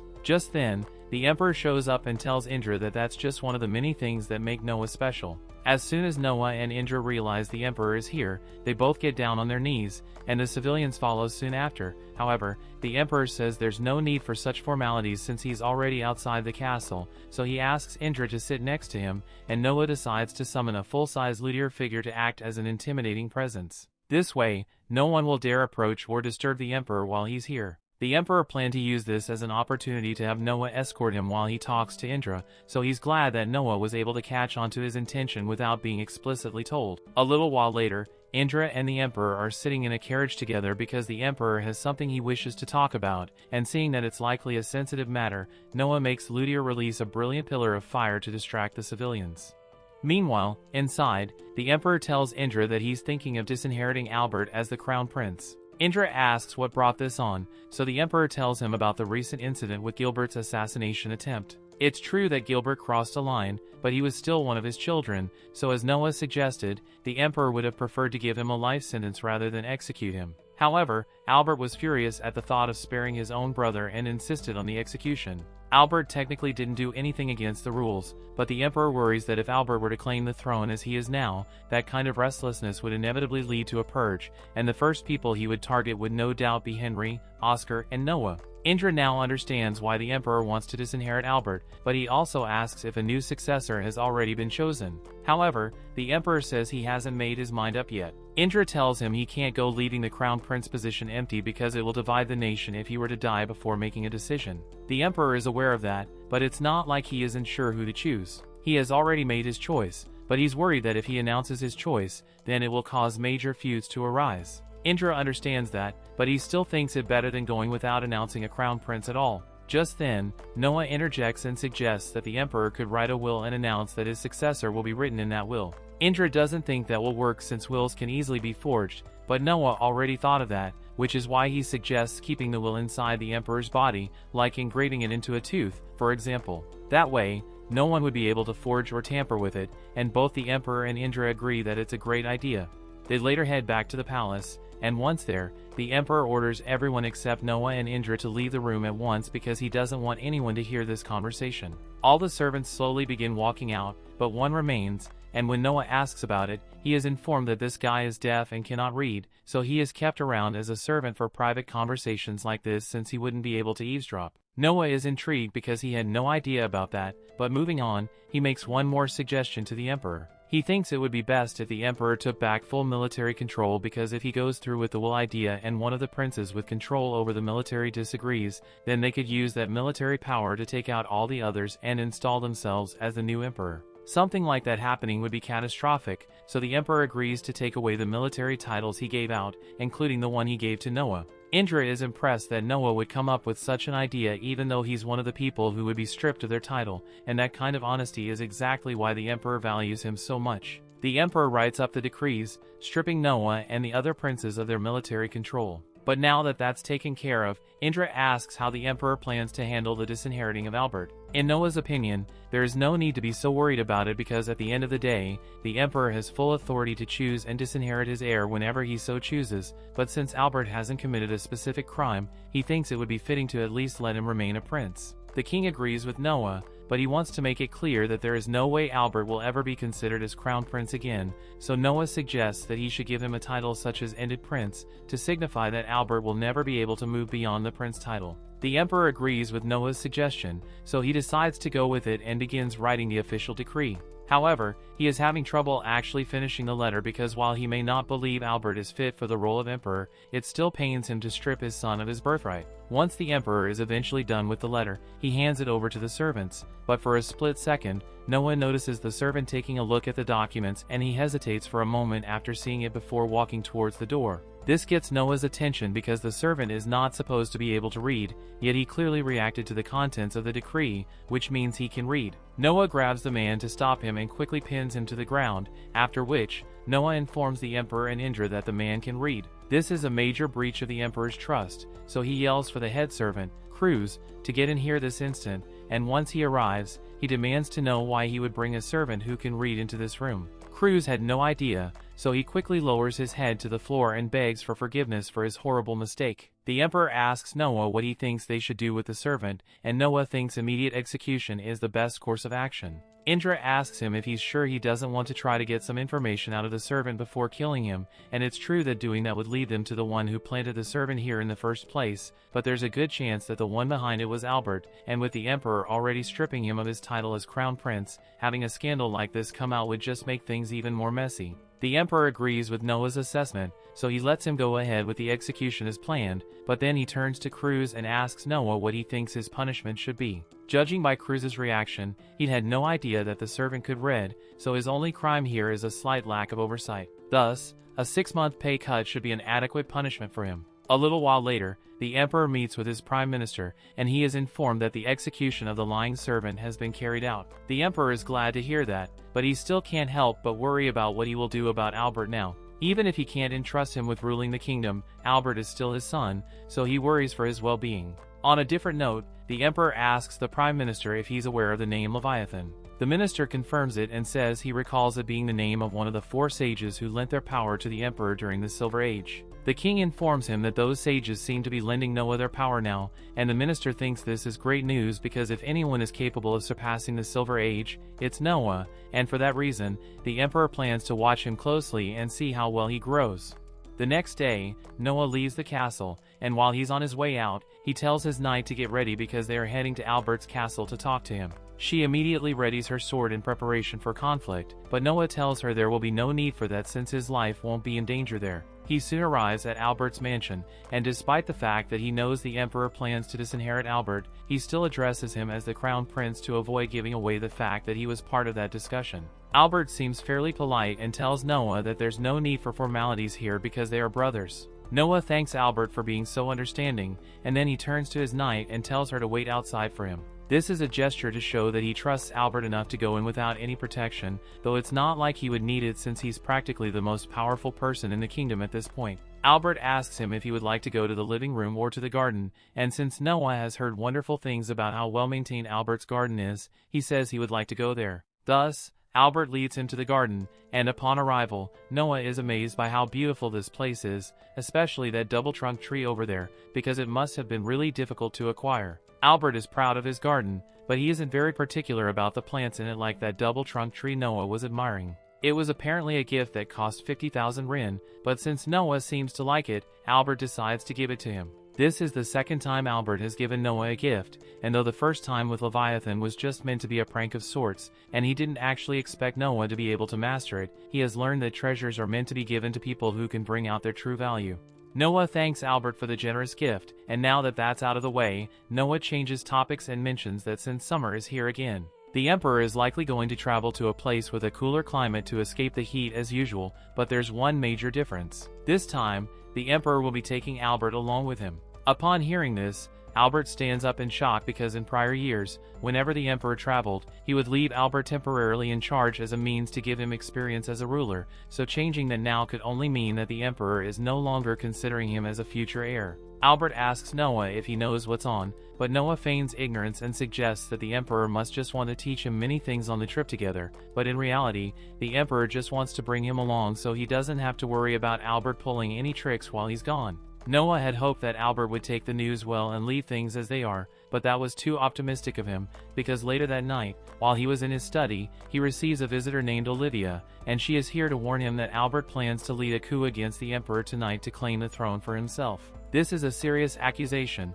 so Noah asks her if she has any proof of her claim, and she explains that she used to be a member of Gilbert's household as the daughter of the butler. She had sworn her life to Gilbert, and she heard about how Noah tried to find a way to spare his life, but Albert went and executed him anyway. She swore that she would get revenge, so she planned to get close enough to him to do some serious damage, and part of that plan was to seduce Albert, which she succeeded at. But that's when she overheard part of his plan. Albert knew the Emperor planned to denounce him as the Crown Prince, but that information hadn't become public yet, so he intended to lead his men to attack the castle tonight and overthrow the Emperor in order to seize the throne for himself. Albert is taking this a lot worse than Noah thought he would, so he needs to do something about it before things get any worse. But before that, he asks Olivia what her position was when she still worked under Gilbert. She explains that she acted as an apprentice to the main butler, so Noah tells her that from today onward, that will be her position in his estate, and her pay shall be equal to what it once was. Olivia is shocked because she doesn't understand why Noah would be treating her so well,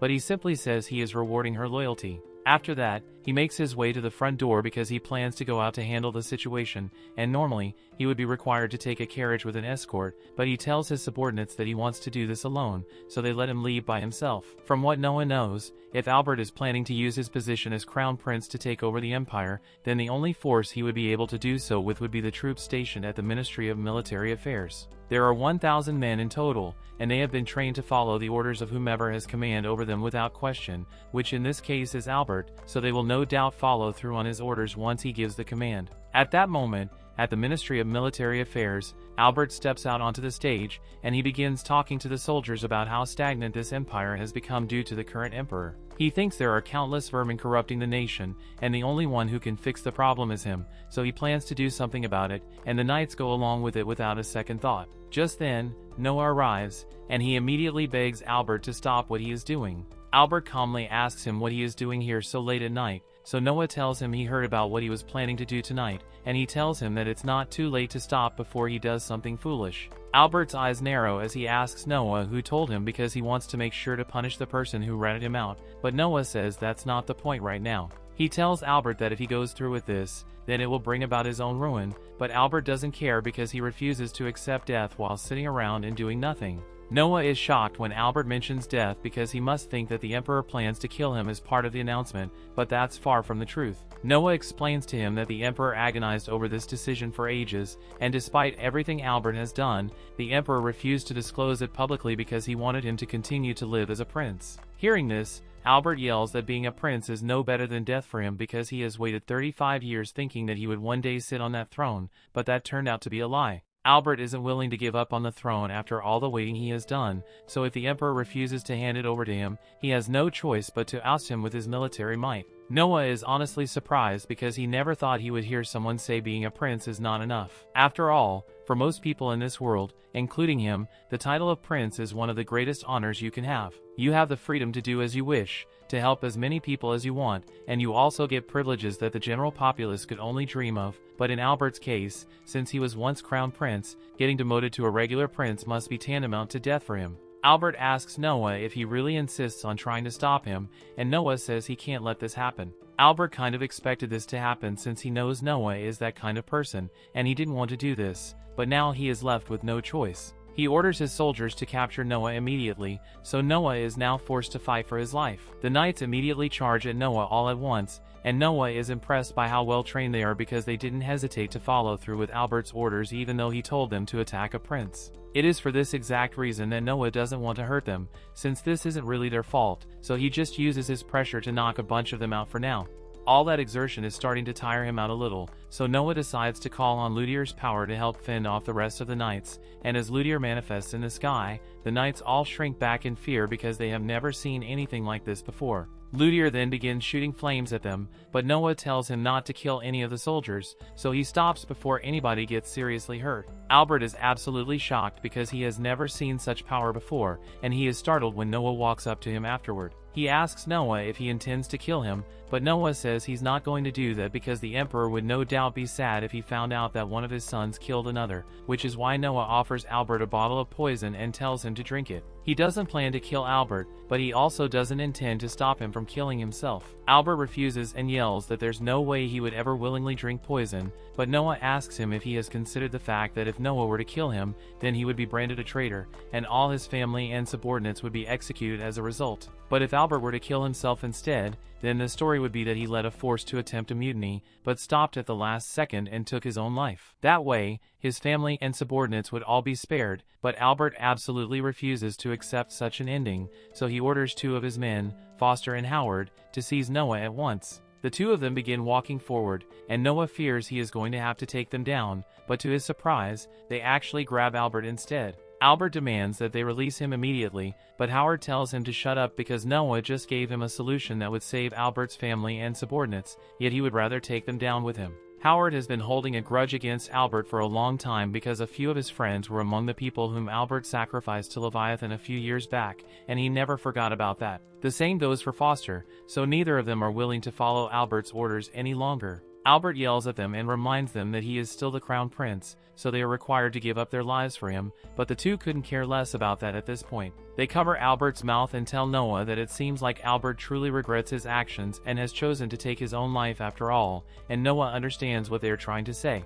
So he calls for Olivia to come over and hands her the bottle of poison so she can get the revenge she so desperately desires. Olivia thanks Noah for being so considerate toward her and takes the bottle, and as she is walking towards Albert, he starts calling her ungrateful because he took her in after her faction was destroyed, but he was the one who caused her faction to be destroyed in the first place, so why would she be grateful to him? Foster and Howard hold Albert's mouth open as Olivia pours the poison into his mouth, and then they hold his nose shut to force him to swallow before releasing him. Moments later, Albert coughs up blood and falls to the ground, with the last thing he ever sees being the imperial castle, whose throne he could never claim. Once he is dead, Olivia, Foster, and Howard all turn to Noah and respectfully reiterate that Albert has taken his own life after deeply regretting his actions, so they hope his subordinates and family can be shown mercy. Noah assures them that all that will be said of this matter is that Albert attempted to seize control of the throne, but thanks to actions of an informant and two knights, he was able to see the error of his ways, and racked with guilt, he decided to take his own life, with his final wish being to spare his family. In accordance with the rules already set in place, the three of them will be rewarded for their roles in stopping Albert's plot, and all of Albert's family and subordinates shall be overlooked because they were not involved in the crime. He said he would also urge the emperor to allow Albert's eldest son to succeed so the faction remains functional, and they all thank him for his help. Noah takes a quick look at his stats afterward, and he realizes that a bunch of his basic stats have gone up by a lot, meaning Howard and Foster must have sworn their loyalty to him, and they are quite talented, so this works out great for Noah. He is honestly surprised that Albert had such talented men under him, and if he had truly appreciated that, then his coup may have succeeded, but Albert was the kind of person who failed to see the value in the people beneath him, so he was doomed to fail from the start. Meanwhile, in the palace catacombs, the emperor is standing over a box when his prime minister comes to find him. He explains to the prime minister that a moment ago, this box seemed to react, and that must mean that Noah is finally starting to use the true power of his artifacts, but he also knows that it must mean something really bad went down, so he asks the prime minister to tell him what happened. The Prime Minister explains that after finding out about Albert's plot to seize the throne, Noah rushed over to him to try to persuade him not to do it, but Albert apparently took his own life by the end of it all with poison. The Emperor accepts that and asks the Prime Minister to leave him alone for a while because he has a lot to think about. He knows for sure that the story about Albert killing himself was just Noah's way of being considerate toward the innocent people who would have been affected, but it still hurts to think about the fact that both Gilbert and Albert are now gone. After that, the Empire entered a period of peace since there were no more insurrection attempts, and the other princes wouldn't dare cause trouble after what already happened. 3 years later, the region of Almeria has become greatly prosperous, and many people are sending in gifts to celebrate Noah's upcoming birthday, so the maids are busy sorting through them, but there are a lot more than usual this year. Zoe explains that these are all gifts that were sent for both Noah's 15th birthday and his relocation to Almeria to rule as its official lord, and the list of people who are loyal to Noah has only continued to grow by the year. Meanwhile, outside, the now 15-year-old Noah is busy training when Audrey, his betrothed, comes out to see him. She asks Noah if he wants to have some breakfast now, and Noah says he would like that, so Audrey asks Zoe to prepare a table. A little while later, Noah and Audrey sit down together to have their tea, and Noah mentions that it will soon be time for their wedding. Audrey is very excited to officially become Noah's wife because she has been waiting so long. Meanwhile, Indra is sitting on a bench nearby, as he had apparently been discussing with the Emperor recently to figure out who the successor will be. It has been narrowed down to either the 4th prince, Henry, the 8th prince, Oscar, or the 13th prince, Noah, but everyone knows he is going to choose Noah at the end of the day. Thanks for watching. Want more anime recaps? Subscribe the channels and turn on notification bell.